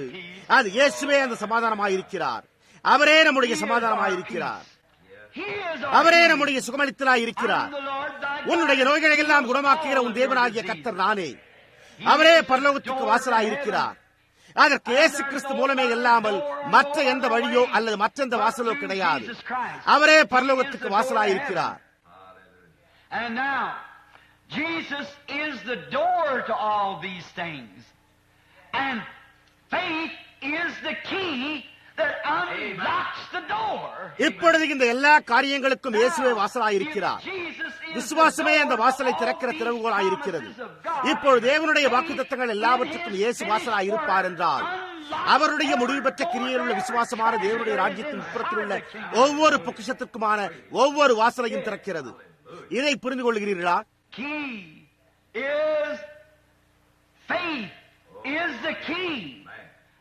திறவுகோல் அவர் அளித்துள்ள ஒவ்வொரு வாக்குதத்தையும் திறக்கும் திறவுகோல் விசுவாசமேயாகும். அவருடைய முடிவு பெற்ற கிரியையில் உள்ள விசுவாசம், விசுவாசத்தின் திறவுகோலே அதை செய்கிறது. இந்த திறவுகோல்களின் பேரிலேயே நாம் பேசிக் கொண்டிருக்கிறோம். I got a great string of them wrote down here of these heroes of faith. Amen. It was the key to the door that இப்பொழுது எபிரேயர் 11ஆம் அதிகாரத்தில் கூறப்பட்டுள்ள இந்த விசுவாச வீரர்களை குறித்து வரிசையாக எழுதி வைத்திருக்கிறேன். அது வாசலுக்கான திறவுகோலாயிருந்து சிங்கங்களின் வாய்களை அடைத்தது. அது விசுவாச திறவுகோலாயிருந்து சிறைச்சாலைகளின் வாசலை திறந்தது. அது விசுவாசமாய் விசுவாச திறவுகோலாயிருந்து அந்த அக்கினியின் உக்கிரத்தை அவித்தது. பட்டயக்கருக்கு தப்ப செய்தது. மரித்தோரை உயிரோடு எடை செய்தது. அது விசுவாசமாய் ஜீவனுள்ள தேவனுள்ள விசுவாச திறவுகோலாயிருந்தது.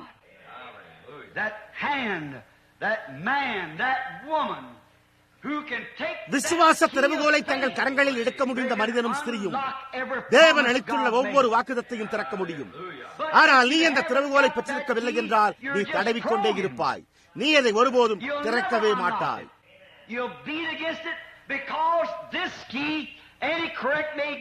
நீ இந்த கதவை அடிக்கலாம். ஏனென்றால் இந்த திறவுகோல் பூட்டில் உள்ள நெம்புகோலின் அமைப்பை அனுசரித்து திறவுகோலின் உருவம் அமைந்துள்ளது. சரியான ஒரு திறவுகோல் அந்த நெம்புகோலை திறக்கும். ஆனால் பூட்டில் உள்ள அநேக நெம்புகோல்களில் ஒரு நெம்புகோல் திறவாமற் போனாலும் முழு காரியமும் குழப்பமாகிவிடும்.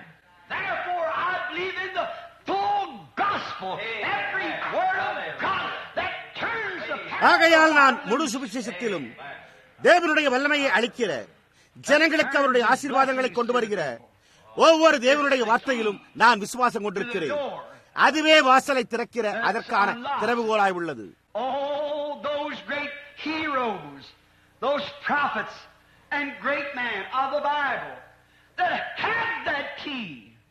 அந்த மகத்தான வீரர்கள், அந்த தீர்க்கதரிசிகள் மற்றும் வேதாகமத்தின் மகத்தான மனிதர்கள் அந்த திறவுகோலை உடையவர்களாக இருந்தனரே, அந்த காரணத்தினால் தான் அவர்கள் சிங்கங்களின் வாய்களை அடைக்க முடிந்தது, அக்கினியின் உக்கிரத்தை அவிக்க முடிந்தது, பட்டய கருக்கிற்கு தப்ப முடிந்தது, மரித்தோரை உயிரோடு எழுப்ப முடிந்தது, எல்லா விதமான அற்புதங்களையும் செய்ய முடிந்தது. ஏனென்றால் அவர்கள் அந்த திறவுகோலை வைத்திருந்தனர்.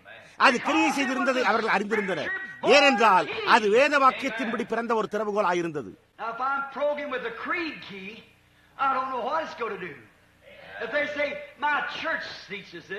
இப்பொழுது நான் ஒரு கோட்பாட்டை திறவுகோலை கொண்டு தடவிக் கொண்டிருந்தால் அது என்ன செய்ய போகிறது என்று எனக்கு தெரியாது. அவர்கள் என் சபை இதை போதிக்கிறது என்று கூறுவார்களானால் அதை குறித்து எனக்கு தெரியாது. ஆனால் வேதம் அதை போதிக்கும் போது நான் அந்த விசுவாச திறவுகோலை என் கரத்தில் அல்லது என் இருதயத்தில் பற்றிக் கொண்டிருக்க, அதுவோ அது தேவனுடைய வார்த்தை என்று கூறும்போது அது அக்கினியின் உக்கிரத்தை அவிக்கும். அது சுகவீனமானவர்களுக்கு சுகத்தை திறந்தளிக்கும். அது இழக்கப்பட்டவர்களுக்கு ரட்சிப்பை திறந்தளிக்கும். நான் அந்த வாசலை வந்திருக்கிறேன்.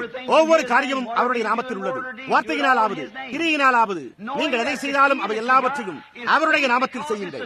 நீங்கள் பெற்றுள்ள திறவுகோல் விசுவாசமாக இருக்கிறது என்பதை அறிந்து கொள்ளுங்கள். ஏனென்றால் அது வேத வாக்கியத்தினால் உண்டாக்கப்பட்ட ஒரு திறவுகோலாக இருக்கிறது. இப்பொழுது அது ஒரு கோட்பாட்டு திறவுகோலாய் ஸ்தாபன திறவுகோலாய் இருக்குமானால் அது என்ன செய்யும் என்பது எனக்கு தெரியாது. ஆனால் அது ஒரு வேத பிரகாரமான திறவுகோலாய் இருக்குமானால் அது திறக்கும். ஏனென்றால் தேவன் அபண்டமாய் கூறினார். இப்பொழுது அவர்களால் அக்கினியின் உக்கிரம் போன்றவற்றை நிறுத்த முடிந்ததில் வியப்பொன்றும் இல்லையே. ஏனென்றால் அவர்கள் அந்த திறவுகோலை உடையவர்களாக இருந்தனர். தேவன் அந்த தீர்க்கதரிசிகளில் ஒருவருக்கு தலையசைத்து விட்டார். எதுவுமே அவர்களை தடுத்து நிறுத்த முடியாது. அவர் என்னிடமோ அல்லது ஒருவேளை உங்களிடமோ அப்படி இருக்காது என்று நான் நினைக்கிறேன். சில முறை அவர் செய்வது போல அதை திரும்ப திரும்ப கூற வேண்டிய அவசியம் அவருக்கு இல்லை. ஆனால் என்னிடம் தொடர்ந்து போய் இதை செய், அதன் பின்னர் நீ இடறி விடுவாய், அதன் பின்னர் போய் இதை செய், திரும்பி போய் அதை மீண்டும் செய், நீ அதை சரியாக செய்யவில்லை என்று கூறிக்கொண்டே இருப்பார். அந்த தீர்க்கதரிசிகளிடம் ஒரு சிறு தலையசத்தை மாத்திரம் செய்தாரே, அப்படியே இது செய்ய வேண்டிய காரியமாய் உள்ளது என்று அவர்களிடத்தில் ஆவியானவர் கூறுவதை அவர்களால் அப்படியே உணர முடிந்தது. எதுவுமே அவர்களை தடுத்து நிறுத்த முடியாதா இருந்தது. சகோதரனே, அவர்கள் சிங்கங்களின் வாய்களை அடைத்தனர். அவர்கள் பட்டய கருக்கிற்கு தப்பினர். அவர்கள் அக்கினியின் உக்கிரத்தை அவித்தனர். அவர்கள் ஒவ்வொரு காரியத்தையும் செய்தனர். தேவனிடமிருந்து வந்த ஒரு சிறு தலையசைத்தல் போதுமானதாயிருந்தது. ஏனென்றால் அவர்கள் தங்களுடைய கரங்களில் அந்த திறவுகோலை அந்த மகத்தான விசுவாசத்தை உடையவர்களாக இருந்தனரே, அவர்கள் தேவனுக்காக அந்த காரியங்களை செய்தனர். ஏனென்றால் எதுவுமே அவர்களை தடுத்து நிறுத்த முடியாது. எவ்வளவு மகிமையானது! ஒரு முறை ஒரு வாலிபன் தேவ பக்தியுள்ள ஒரு வயோதிக சகோதரனிடம் வந்தார். அந்த வயோதிகர் தேவனுடைய தீர்க்கதரிசி. அந்த மனிதன் தொடர்ந்து தேவனுடைய நன்மையை குறித்தும், தேவன் எப்படிப்பட்டவராக இருந்தார் என்பதை குறித்தும், கிறிஸ்து என்னவா இருந்தார் என்பதை குறித்தும் தொடர்ந்து கூறி சாட்சி கொடுத்துக் கொண்டே இருப்பதை இந்த வாலிபன் கேட்டான். முடிவாக இந்த வாலிப மனிதன் ஊழியத்திற்கென்று நியமனம் செய்யப்பட வேண்டியவனாயிருந்தான். எனவே அவன் இந்த குறிப்பிட்ட வயோதிக பரிசுத்தவானத்திற்கு வந்தான். அப்பொழுது அவன் அவரிடத்தில், ஐயா, நான் உம்மிடத்தில் ஒரு கேள்வி கேட்க விரும்புகிறேன் என்றான். அதற்கு அவரோ, வாலிபனே, கேள் என்றார். அப்பொழுது அவன், நீர் கூறும் அளவிற்கு இயேசு உண்மையிலேயே உங்களுக்கு அவ்வளவு முக்கியத்துவம் வாய்ந்தவரா என்று கேட்டான். அதற்கு அவரோ, என்னால் கூற முடிந்ததை காட்டிலும் அதிகமாக அவர் எனக்கு முக்கியத்துவம் வாய்ந்தவரே என்று பதிலளித்தார். அங்குதான் உங்கள் காரியமே உள்ளது. அது என்னவா இருந்தது? அவர் திறவுகோலை கண்டுபிடித்து விட்டிருந்தார். அப்பொழுது அந்த வாலிபன் அதன் பேரில், நீர் உரிமை கோரும் இந்த காரியங்கள், நீர் என்னிடத்தில் கூறுகிற இந்த காரியங்கள் உமக்கு உண்மையாயிருக்குமானால், அப்பொழுது அதே மாறாத, உண்மையில் உள்ள அந்த மாறாத இயேசுவை நானும் அறிந்து கொள்ள விரும்புகிறேன் என்று கூறினான். அது என்னவா இருந்தது? அந்த வயோதிகர் ஒரு திறவுகோலை வைத்திருந்தார் என்றும், அவரால் அதை கொண்டு திறக்கவும் பூட்டவும் முடியும் என்பதையும் அவன் அறிந்திருந்தான். ஒரு திறவுகோல் பூட்டுகிறது, திறக்கிறது என்பதையும் கூட நீங்கள் அறிவீர்கள். புரிகிறதா? உங்களால் கட்டவிழ்க்க முடியும் அல்லது கட்ட முடியும், அது உண்மை. பூட்டுகிற அதே திறவுகோல் திறக்கிறது, திறக்கிற அதே திறவுகோலால் பூட்ட முடியும், அது முற்றிலும் உண்மை. பாருங்கள், ஏனென்றால் அது இரு வழிகளிலும் கிரியை செய்கிறது. அதை குறித்த தரிசனத்தை சபையானது எப்பொழுதுமே இழந்துவிட்டிருப்பது எவ்வளவு பரிதாபகரமாய் உள்ளது. சபையானது தன்னை ஸ்தாபன பிரமாணங்களுக்கு விற்று போட்டது என்ன ஒரு வருத்தமான காரியமாக உள்ளது. இன்றைக்கு நாமும் அதையே செய்துள்ளோம். இப்போது இணையும்படியான அழைப்பு வருகிறது. அந்த மகத்தான ரோமன் கத்தோலிக்க குருக்கள் ஆட்சியும் மற்றவர்களும் இப்போது சந்திக்கப் போகிறார்கள் என்பதையும், அவர்கள் சில நிகழ்ச்சிகளை மாற்றப் போகிறார்கள் என்பதையும் நாம் கண்டுள்ளோம். அவர்கள் மாற்றவில்லை என்று நான் நினைத்தேன், ஆனால் அவர்களை எப்படியும் அதை செய்ய போகிறார்கள். ஒரு போப்பாண்டவரின் அதிகாரத்தை ஒவ்வொரு குருமாருக்கும் அளிக்கப் போகிறார்கள். அவர் எங்கே இருந்தாலும் சரி. சபையானது தேவனுடைய வார்த்தை பதிலாக தன்னை ஸ்தாபன கோட்பாடுகளுக்கு விற்று போட்டது எவ்வளவு பரிதாபமாக உள்ளது. புரிகிறதா? அங்கேதான் அவர்கள் தங்கள் திறவுகோலை விட்டுவிட்டனர். அந்த காரணத்தினால் தான் வழக்கமாக செய்யப்பட்டு வந்த மகத்தான அற்புதங்களும் அடையாளங்களும் இன்றைக்கு ஜனங்கள் மத்தியில் செய்யப்படுகிறது. அவர்கள் அந்த திறவுகோலை தொலைத்து விட்டனரே. ஆம், அவர்கள் அந்த வாசலை அறிந்திருக்கிறார்கள். அங்கே வாசல் உள்ளது என்பதை அவர்கள் அறிவார்கள். ஆனால் அடுத்த காரியம் வாசலை திறப்பதற்கான திறவுகோலாய் உள்ளது. பொக்கிஷங்கள் வாசலுக்கு பின்னே உள்ளன. அவிசுவாசியின் கண்களுக்கு அவைகள் பூட்டப்பட்டிருக்கின்றன. ஆனால் விசுவாசம் உள்ள விசுவாசியோ அந்த விசுவாச திறவுகோலை எடுத்து இந்த வாசல்களை திறக்க முடியும். ஆமையா, சில ஆண்டுகளுக்கு முன்னர் இங்கே ஒரு சமயம் ஒரு மிஷனரி சகோதரர் இருந்தார். அவர் ஆப்பிரிக்காவுக்கு செல்ல அவருக்கு ஒரு அழைப்பு இருந்ததாக எண்ணினார். அவர் ஒரு வாலிப நபராயிருந்தார். ஒரு மனைவியும் 2 பிள்ளைகளும், ஏறக்குறைய 7 அல்லது 8 வயது கொண்ட 2 அழகான வாலிப பெண் பிள்ளைகள் இருந்தனர். இந்த வாலிப நபரால் அவர்களை விட்டுவிட்டு செல்ல முடியாமல் இருந்தது. அவன் ஒரு ஊழியக்காரனாயிருந்தான். அவருக்கு அந்த தேசத்திலே ஒரு அருமையான சபை இருந்தது. ஆனால் அவன் ஆப்பிரிக்காவுக்கு செல்ல வேண்டும் என்ற அழைப்பில் இருந்து அவன் விலக முடியாதவனாயிருந்தான். எனவே அவன் இரவும் பகலும் ஜெபித்தான். அவன் போக விரும்பவில்லை. ஆனால் தேவனோ நீ போக வேண்டும் என்று அவனிடத்தில் தொடர்ந்து பேசிக்கொண்டே இருந்தார். முடிவிலே அவன் இங்கே போகத்தான் வேண்டும் என்ற ஒரு பலப்பரீட்சையான ஒரு நிலைக்கு அவன் வந்துவிட்டான்.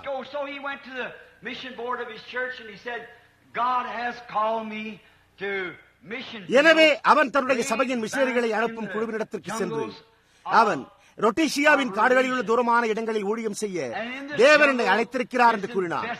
இந்த காட்டில் மலைக்குழி காய்ச்சல் பரவியிருப்பதோடு அதிக வெப்பமும் கொள்ளை நோயும் தொழுநோயும் மற்றும் எல்லா விதமான வியாதிகளும் இந்த காட்டில் இருந்தன. அங்கே தன்னுடைய எஞ்சியுள்ள வாழ்நாட்கள் முழுவதையும் அவன் செலவழிக்கப் போவதாயிருந்தான். அவன் தன்னுடைய வீட்டையும் தனக்கிருந்த எல்லாவற்றையும் விற்றுவிட்டான். எனவே அந்த மிஷனரிகளை அனுப்பும் குழுவானது அவனை பரிசோதிக்க விரும்பி அவர்கள், இப்பொழுது நீ அங்கு செல்ல நிச்சயமுள்ளவனாய் இருக்கிறாயா என்று கேட்டனர். அதற்கு அவனோ, நான் நிச்சயமுள்ளவனாய் இருக்கிறேன் என்றான். அப்பொழுது அவர்கள் அவனிடம், ஐயா, உமக்கு 2 அழகான பெண் பிள்ளைகள் இருக்கிறார்கள் என்பதையும் உமக்கு ஒரு அருமையான வாலிப மனைவி இருக்கிறார் என்பதன் பேரிலும் நீர் நினைத்து பார்த்ததுண்டா? எனவே நீர் ஏன் அங்கு சென்று அந்த இடம் எப்படி இருக்கிறது என்று பார்த்துவிட்டு திரும்பி வரக்கூடாது என்று கேட்டனர்.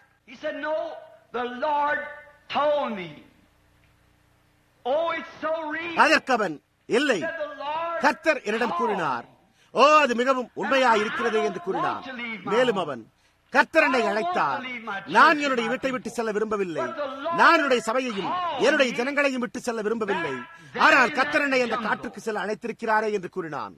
அப்பொழுது அவர்கள், ஐயா, உங்களுடைய சிறு பெண் பிள்ளைகள் விஷக்கிருமி காய்ச்சலால் அல்லது வாந்தியோடும் ரத்தம் கலந்த சிறுநீரோடு கூடிய காய்ச்சலால் பீடிக்கப்பட்டு ஒரே இரவில் மறிக்கக்கூடும் என்பதை அறிந்துள்ளீரா என்றும் கேட்டனர். மேலும் அவர் தங்களுடைய பிள்ளைகளை இழந்து பல்வேறுபட்ட நபர்களையும் அவர்கள் தங்களுடைய சிறு பிள்ளைகளை அங்கு கொண்டு சென்று அவர்களுக்கு இருந்த வியாதிகளுக்கு தடுப்பூசியே இல்லாமல் இருந்ததையும் குறிப்பிட்டு கூறினார். அவர் தொடர்ந்து தொடுநோயை குறித்தும் உங்களுடைய அழகான மனைவி மற்றும் உங்களுடைய 2 சிறு பெண் பிள்ளைகளும் தொடுநோயினால் பாதிக்கப்படுவதை குறித்து யோசித்து பாருங்கள் என்றும் அந்த அதிகமான வெப்பத்தையும் மற்றும் உள்ள காரியங்களையும் நீங்கள் சகித்துக் கொள்ள வேண்டும் என்று கூறி அப்படிப்பட்ட ஒரு அபாயகரமான இடத்திற்கு உங்களுடைய மனைவியையும் பிள்ளைகளையும் கொண்டு செல்வதை குறித்து நீர் பயப்படவில்லையா என்று கேட்டனர். அங்கு நின்று கொண்டிருந்த வாலிப மிஷனரியின் கண்களில் இருந்து கண்ணீர் வடிந்தோட துவங்கியது. அவர் திரும்பி பார்த்து, என் சகோதரரே, அது தேவனுடைய அழைப்பான என்னுடைய தரிசனமாய் உள்ளது என்றும் தேவன் என்னை ஆப்பிரிக்காவிற்கு செல்ல அழைத்திருப்பார் என்றால் உலகத்தில் உள்ள எந்த இடத்தை பார்க்கிலும் ஆப்பிரிக்காவிலேயே என்னுடைய பிள்ளைகளும் குடும்பமும் அதிக பாதுகாப்பாக இருப்பார்கள் என்றும் கூறினார். ஆமேன். அது என்னமாய் இருந்தது? அவன் தன்னுடைய அழைப்புக்கான திறவுகோலை உடையவனாய் இருந்தான். அவன் எதை குறித்து பேசிக் கொண்டிருக்கிறான் என்பதில் அவன் விசுவாசமுடையவனாய் இருந்தான். ஓ, என்னே ஒரு தீரமான விளக்க கூறு என்று நான் எண்ணிக்கொண்டேனே. நான் முதலில் அதை கேட்டபோது என்னுடைய இருதய மகிழ்ச்சியால் பொங்கிற்று. பாருங்கள், தேவன் என்னை ஆப்பிரிக்காவுக்கு செல்ல அழைத்திருப்பார் என்றால் பூமியில் உள்ள எந்த இடத்தை பார்க்கிலும் தொழுநோயும் கொள்ளை நோயும் மற்றும் உள்ள ஒவ்வொரு காரியமும் உள்ள அந்த இடமே என்னுடைய பிள்ளைகளுக்கு அவர்களுக்கு அதிக பாதுகாப்பாக இருக்கும். அவன் திறவுகோலை உடையவனாக இருந்தால் அதுதான் அதற்கு தேவைப்படுகிறது. நீங்கள் அந்த திறவுகோலை பெற்றிருக்கும் போது அங்கு பயமே இருக்காது, அங்கு சந்தேகமே இருக்காது, அங்கு எந்த கேள்வியுமே இருக்காது. நீங்கள் அதை குறித்து யாரிடமும் கேட்க வேண்டிய அவசியம் இருக்காது. நீங்கள் அதை சரியாக அறிந்திருப்பீர்கள். நீங்கள் அதை உங்களுடைய கரங்களில் பெற்றுள்ளீர்கள். என்ன செய்ய வேண்டும் என்பதையும் நீங்கள் அறிவீர்கள். ஆமென். நீங்கள் வெற்றியின் மதிப்பெண் என்னவென்பதை அறிவீர்கள். வாசலானது திறக்கப் போகிறது என்பதை நீங்கள் அறிவீர்கள். நீங்கள் நெம்புகோல்களை பரிசோதித்து விட்டு அது சரியாக உள்ளது என்பதை நீங்கள் அறிந்திருக்கையில் நீங்கள் அதற்குள் திறவுகோலை நுழைக்கும் போது வாசலானது உடனடியாக திறக்கப் போகிறது என்பதை நீங்கள் அறிவீர்கள். ஓ, சபையானது திறவுகோல்களை மாத்திரமுடையதாக இருந்தால் நலமாயிருக்குமே. சபையானது விசுவாச திறவுகோலை மாத்திரமுடையதாக இருந்தால் நலமாயிருக்குமே. அப்பொழுது நாம் எந்த வாசலையும், எந்த வியாதியையும், எந்த தொற்று நோயையும், அங்குள்ள எந்த காரியத்தையும் திறக்க முடியும். நாம் இந்த திறவுகோலை மாத்திரமுடையதாக இருக்க கூடுமானால் அப்பொழுது அது நமக்கு திறக்கப்படக்கூடும். இந்த மனிதன் தன்னுடைய அழைப்பிற்கான திறவுகோலை உடையவனாயிருந்தான். என்னுடைய தனிப்பட்ட ஒரு சாட்சியை கூறுவதனால் நீங்கள் மன்னிப்பீர்களானால் நலமாயிருக்கும். இப்பொழுது கிட்டத்தட்ட 15-17 ஆண்டுகளுக்கு முன்பு கர்த்தர் ஆற்றண்டையிலே என்னிடத்தில் கூறியதை நான் நினைவு கூறுகிறேன். அவர் அந்த அக்னி ஸ்தம்பத்தில் இறங்கி வந்தபோது அவருடைய புகைப்படத்தை நீங்கள் பார்த்திருக்கிறீர்கள். அவர் என்னிடத்தில் பேசினார். அவர், நீ உலகம் முழுவதும் இந்த செய்தியை எடுத்துச் செல்ல வேண்டும் என்றார்.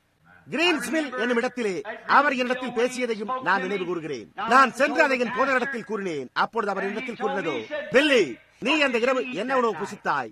நீ ஒரு தீய கனவு கண்டிருக்கிறாய் என்றே கூறினார். மேலும் அவர், நீ உன்னுடைய வேலைக்கு திரும்பி செல் என்றும் நீ பொது சேவை நிர்வாகத்தில் ஒரு நல்ல வேலையை பெற்று பணிபுரிந்து கொண்டிருக்கிறாய்.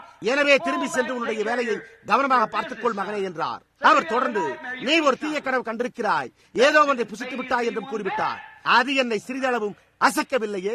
நான் சுகமளிக்கும் ஆராதனைகளை துவங்கின போது இங்குள்ள உங்களில் அநேகருக்கு அந்த காலை நான் நடித்த என்னுடைய செய்தி ஞாபகம் இருக்கும். தாவீது கோலியாத்தை சந்திக்க சென்ற போது என்பதன் பேரில் நான் பிரசங்கித்தேன். அவர்கள் என்னிடம் கூறினர், அவர், இந்த நவீன விஞ்ஞான காலத்தில் நாம் எல்லா விதமான மருத்துவ ஆராய்ச்சிகளையும் பெற்றுள்ளோம். நாம் மிகச்சிறந்த வைத்தியர்களை பெற்றிருக்கும் போது சபையானது தெய்வீக சுகமளித்தில நீண்ட காலமாக அநேக ஆண்டுகளுக்கு முன்பே மறந்துவிட்டிருக்கும் போது அதை போன்ற ஒரு பெரிய ராட்சதனுக்கு முன்னால் நீங்கள் எப்படி நிற்கப் போகிறீர்கள் என்று கேட்டார். மெத்தோடிஸ்டுகள், பாப்டிஸ்டுகள், பிரெஸ்பிட்டேரியன்கள் மற்றும் பெந்தேகோஸ்தையினரும் கூட நீண்ட காலத்திற்கு முன்பே அதை மறந்துவிட்டு அவர்களுடைய கோட்பாடுகளுக்குள் சென்று விட்டிருக்க நீங்கள் எப்படி அவர்களை முகமுமாய் சந்திக்கப் போகிறீர்கள் என்று கேட்டார். எந்த ஸ்தாபனமும் அல்லது மற்ற எதுவுமே உங்களை ஆதரிக்காமல் இருக்கும் போது நீங்கள் எப்படி அதை சந்திக்கப் போகிறீர்கள்? அவர்களே, நீங்கள் என்ன செய்ய போகிறீர்கள்? எப்படியாயினும் இது என்னை சிறிதும் கலங்க செய்யவில்லை. ஏனென்றால் நான் ஒரு திறவுகோலை என் கையிலே பிடித்திருந்தேனே. நான் கூறினேன், அவர்கள் யாருமே உண்மை விசுவாசிக்க மாட்டார்கள், உம்மால் அதை செய்ய முடியாது, யாருமே உண்மை விசுவாசிக்க மாட்டார்கள் என்று கூறினேன். அப்பொழுது நான், எனக்கு கவலை இல்லை, ஒரு காரியம் மாத்திரம் உறுதியாய் உள்ளது, தேவன் என்னை அழைத்தார், நான் போக வேண்டும், ஏனென்றால் தேவன் என்னை அழைத்தார் என்று கூறினேன். நான் அந்த திறவுகோலை பிடித்திருந்தேன். அவர் என்னை அழைத்திருந்தார், அவர் எனக்கு காண்பித்திருந்தார், அவர் எனக்கு கூறியிருந்தார், அவர் எனக்கு கட்டளையிட்ட போது நான் அவருடைய பிரசன்னத்தை கண்டேன். அந்த திறவுகோல் அங்கிருந்தது. போதகரோ, ஒரு 7ஆம் வகுப்பு கல்வியோடு நீ போய் பிரசங்கித்து ராஜாக்களுக்கும் சக்கரவர்த்திகளுக்கும் முன்பாக ஜபிக்கப் போகிறாயே என்று கூறினார். அதற்கு நான், அது அவருடைய வார்த்தையின்படியே உள்ளதே என்றேன். கடந்த வருடம் கிட்டத்தட்ட இந்த நேரத்தில் 2 வாரங்களுக்கு முன்பு நான் சபைக்கு இங்கே வந்திருந்த போது ஒரு வேட்டை பயணத்தை மேற்கொள்வதை குறித்தும் ஒரு குறிப்பிட்ட மிருகத்தை நான் கண்டறிய போவதாக இருக்கிறேன் என்றும் அந்த மிருகம் 42 அங்குலம் நீளமுள்ள கொம்புகளை உடையதாக இருக்கப் போகிறது என்ற ஒரு தரிசனத்தை தேவனாகிய கர்த்தர் எனக்கு அருளியிருந்தார் என்று உங்களிடம் கூறியிருந்தேன். நான் அந்த வழியிலிருந்து திரும்பும் போது இந்த மிருகம் அது எங்கே படுத்திருக்கும் என்றும் அது எந்த நிலையில் இருக்கும் என்றும் நான் திரும்பி வரும் வழியில் ஒரு வெள்ளிமுனை நிற ரோமமுள்ள கரடியை கொல்லப் போவதாக இருக்கிறேன் என்றும் கூறினார். அப்பொழுது நான் இந்த குறிப்பிட்ட பகுதிக்கு சென்று நான் அங்கிருந்த மனிதனிடத்தில் பேசினேன். அப்பொழுது அவன், அந்த விதமாக காணப்படுகிற எந்த மிருகத்தை குறித்தும் எனக்கு தெரியாது, எனக்கு தெரிந்தவரை அப்படிப்பட்ட ஒரு ரோமமுள்ள கரடியை நான் இதுவரை கண்டதே இல்லை என்று கூறிவிட்டான். அதற்கு நான், ஆனால் அது எங்கெங்கோ இருக்க வேண்டும் என்றேன்.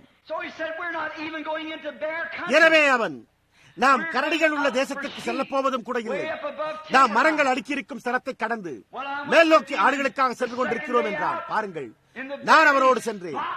2ஆம் நாள் சரியாக கர்த்தர் கூறியிருந்த அதே இடத்தில் அந்த மிருகம் படுத்திருந்தது.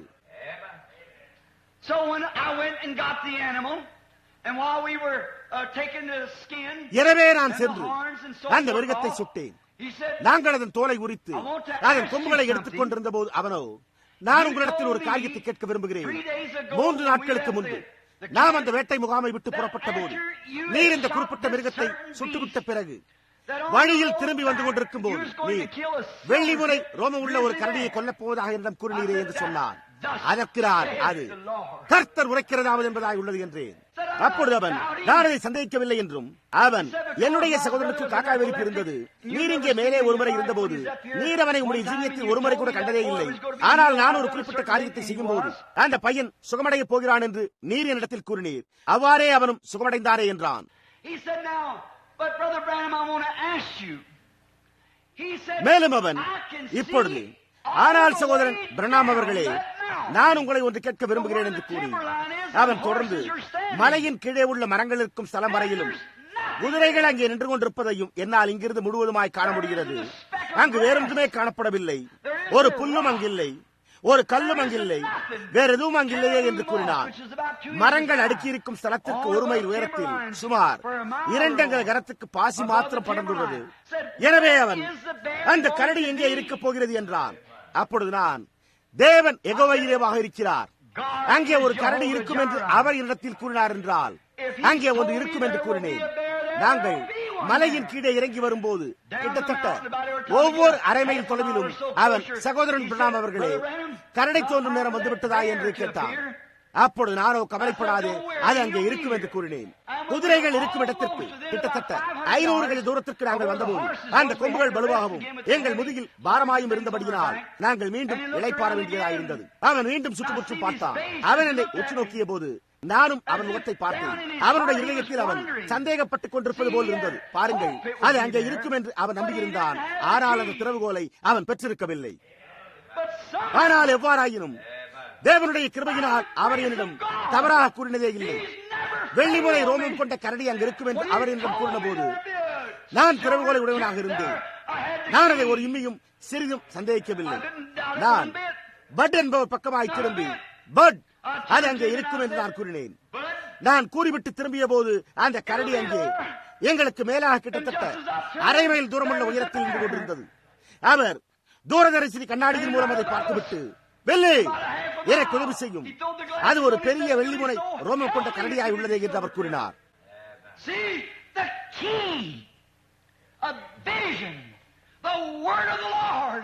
பாருங்கள், திறவுகோல், ஒரு தரிசனம், கர்த்தருடைய வார்த்தை. எந்த காரியமும் அதை மாற்றவோ அல்லது அதை தடுக்கவோ முடியவில்லை. சபைக்கு இன்றிரவு தேவைப்படுகிறது கல்வி அல்ல. சபைக்கு இன்றிரவு தேவைப்படுகிறது ஒரு ஸ்தாபனம் அல்ல. சபைக்கு இன்றிரவு தேவைப்படுகிறது கோட்பாடு அல்ல. சபைக்கு இன்றிரவு தேவைப்படுகிறது வாசலாகிய வேத வாக்கியங்களுக்கான திறவுகோலே ஆகும். கிறிஸ்துவே வாசலாயிருக்கிறார், அவரே வார்த்தையாயிருக்கிறார். ஜீவனுள்ள தேவனுடைய வார்த்தையில் உள்ள விசுவாசமே ஒவ்வொரு வாசலையும் திறக்கிறது. தேவரே, அந்த திறவுகோலை எங்களுக்கு தாரும், அந்த திறவுகோலை எங்களுக்கு தாரும். எபிரேயர் 12ஆம் அதிகாரம். ஆகையால் மேகம் போன்ற இத்தனை திரளான சாட்சிகள் நம்மை சூழ்ந்திருக்க பாரமான யாவற்றையும் நம்மை சுற்றி நெருங்கி நிற்கிற பாவத்தையும் தள்ளிவிட்டு என்று கூறுகிறது. அது பாவம் என்று கூறுகிறது. பாவம் அவிசுவாசமாயிருக்கிறது. புரிகிறதா? ஒரே ஒரு பாவம் தான் உண்டு, அது அவிசுவாசமாய் உள்ளது. பாவம் என்பது குறிதவறுதல் என்றே பொருள்படுகிறது. நீங்கள் துப்பாக்கியால் சுட்டுக் கொண்டிருக்கும் போது நீங்கள் சுடுவதை குறிதவறிவிட்டால் அப்பொழுது துப்பாக்கியை சரி செய்து கொள்வது மேலாகும். பாருங்கள், ஏனென்றால் ஏதோ காரியம் தவறாய் உள்ளது. எனவே நீங்கள் குறிதவறிவிட்டீர்கள். பாருங்கள், திரும்பி வந்து மீண்டும் முயற்சி செய்யுங்கள். புரிகிறதா? நீங்கள் குறிதவறி இருக்கிறபடியால் மீண்டும் பழைய நிலைக்கு திரும்ப வேண்டும் என்பதையே பொருட்படுத்துகிறது. நீங்கள் ஒரு கிறிஸ்தவனாய் இருக்க விரும்பும் போது, நீங்கள் ஒரு ஸ்தாபன சபையை சென்று கொண்டால் நீங்கள் குறிதவறி விட்டீர்கள். நீங்கள் ஒரு கிறிஸ்தவனாய் இருக்க விரும்பும் போது, நீங்கள் பிதா குமாரன் பரிசுத்தாவியின் நாமத்தில் தெளிப்பு ஞானஸ்தானம் பண்ணப்பட்டிருக்கும் போது நீங்கள் குறிதவறி விட்டீர்கள். திரும்பி வருவது மேலானதாகும். ஏனென்றால் நீங்கள் குறியை தவறவிட்டு விட்டீர்கள். நீங்கள் நிச்சயம் குறியிலக்கை தவறவிட்டு விடுவீர்கள். பரிபூர்ண வரிசையில் உங்களை பிடித்து வைக்கக்கூடியது ஒரே காரியம் மாத்திரமே உண்டு. அது வேத வாக்கியம். வேதம் வார்த்தையாய் உள்ளது. வானமும் பூமியும் ஒழிந்து போம், ஆனால் தேவனுடைய வார்த்தையை ஒருபோதும் ஒழிந்து போகாது. எனவே வார்த்தையில் உள்ள விசுவாசம் என்னும் திறவுகோலை பிடித்துக் கொள்ளுங்கள். நீங்கள் விசுவாசிக்கும் விசுவாசத்தில் எள்ளளவு கூட சந்தேகிக்க வேண்டாம். உங்களுக்கும் தேவன் உங்களுக்காக வைத்திருக்கிற ஆசீர்வாதத்திற்கும் இடையே நிற்கிற ஒவ்வொரு வாசலையும் உங்களால் திறக்க முடியும். அந்த திறவுகோல்களை பெற்றுக் கொள்ள தேவன் நமக்கு உதவி செய்வாராக என்பது என்னுடைய ஜெபமாய் உள்ளது. நாம் நம்முடைய தலைகளை இப்பொழுது ஜெப வார்த்தைக்காக வணங்குவோமாக. எங்கள் பரலோக பிதாவே, நாங்கள் ரட்சிப்பை பெற்றுக் கொள்வதற்கென எங்களிடம் ஒரு திறவுகோலை நீர் தந்துள்ளதற்காக இன்றிரவு நாங்கள் உமக்கு நன்றி செலுத்துகிறோம். கர்த்தாவே, நாங்கள் ரட்சிக்கப்பட்டுள்ளதற்காகவும் இதுவரையிலும் அந்த திறவுகோலை எங்களால் உபயோகிக்க முடிந்தமைக்காகவும் நான் உமக்கு நன்றி செலுத்துகிறேன். ஆனால் தேவனே, உம்முடைய புஸ்தகத்தில் எழுதப்பட்டுள்ள ஒவ்வொரு வார்த்தையும் ஒரு சிறு நெம்புகோல் என்றும் அது இயேசு என்று அழைக்கப்படுகின்ற திறவுகோல் என்றும் இந்த வாசல் இயேசு என்று அழைக்கப்படுவதையே நான் பொருட்படுத்தி கூறுகிறேன். விசுவாசம் என்று அழைக்கப்படுகின்ற இந்த திறவுகோல் ஒவ்வொரு வார்த்தையை தொடும் போதும் அது இதனை திறக்கிறது என்னும் விசுவாசத்தை எங்களுக்கு தாரும். அது அந்த சிறு நெம்புகோலை கீழே தள்ளுகிறது. எனவே எங்களால் அந்த ஆசீர்வாதத்துக்குள் உள்ளே பிரவேசிக்க முடிகிறது. பரலோக பிதாவே, தேவனுடைய வாக்குத்தத்தங்களில் நாங்கள் விசுவாசம் உள்ளவர்களாக இருக்கும்படி எங்களுடைய விசுவாசம் தவறி போகாதபடிக்கு நாங்கள் உமக்கும் நாங்கள் இணைந்துள்ளவர்களுக்கு முடியும் செய்யும்படிக்கு அந்த திறவுகோல்களை எங்களுக்கு தாரும். கர்த்தாவே, எங்களுடைய அவிசுவாசத்தின் ஒவ்வொரு பாவத்தையும் மன்னியும். உம்முடையவர்களாய் இருக்க எங்களுக்கு உதவி புரியும். நாங்கள் இப்பொழுது ராபோஜன மேசையண்டை வந்து கொண்டிருக்கிறோம். பரலோக பிதாவே, நாங்கள் தேவனுடைய பந்தியை சுற்றிலும் உள்ள ஐக்கியத்தின் சந்தோஷத்துக்குள்ளாக பிரவேசிக்கும்படியாக எங்களுடைய எல்லா தப்பிதங்களையும் நீர் எங்களுக்கு மன்னிக்க வேண்டும் என்று நான் ஜெபிக்கிறேன். நாங்கள் இதை இயேசுவின் நாமத்தில் வேண்டிக் கொள்கிறோம். ஆமேன்.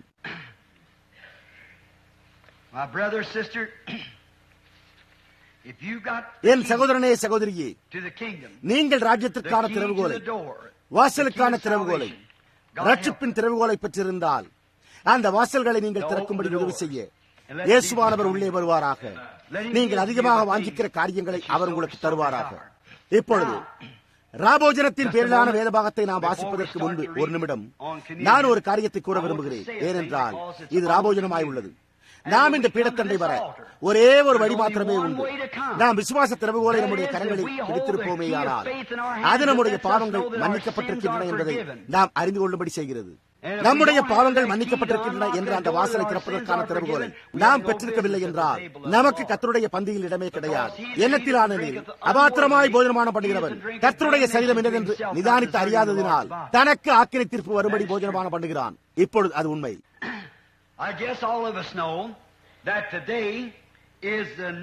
இன்று தேசிய ராபோஜன தினம் என்பது நம் அனைவருக்கும் தெரியும் என்று நான் நினைக்கிறேன். இந்த நாள் எல்லா சபைகளும் ராபோஜனத்தில் பங்கு கொள்ளும் நாளாகும். இது தேசம் முழுவதும் ஆசரிக்கும் தேசிய ராபோஜன தினமாகும். மேய்ப்பர் அவர் கர்த்தருடைய பந்தியில் ஒழுங்குமுறைக்கான வேத பகுதிகளை வாசிக்க ஆயத்தமாய் கொண்டிருக்கையில் நாம் ராபோஜனம் எடுப்பதற்கு முன்பு ராபோஜனத்தின் பேரில் அதை பொருத்தமாக ஓரிரண்டு வார்த்தைகள் பேசலாம் என்று நான் எண்ணினேன். இப்பொழுது இது ராபோஜனம். இப்பொழுது நான் கிட்டத்தட்ட 10 நிமிடங்களுக்கு மேல் எடுத்துக்கொள்ள மாட்டேன். நாம் பங்கு கொள்ள ஆயத்தமாய் கொண்டிருக்கும் இந்த ராபோஜனம் வேதத்தில் உள்ள போதகங்கள் அனைத்திலும் மிகப்பெரிய தர்க்கமுள்ள போதகமாக அமைந்துள்ளது. அது அவர்களுடைய ஆதி சபையிலும் கூட ஏற்பட்ட அவர்களுடைய தர்க்கங்களில் இது ஒன்றாகும்.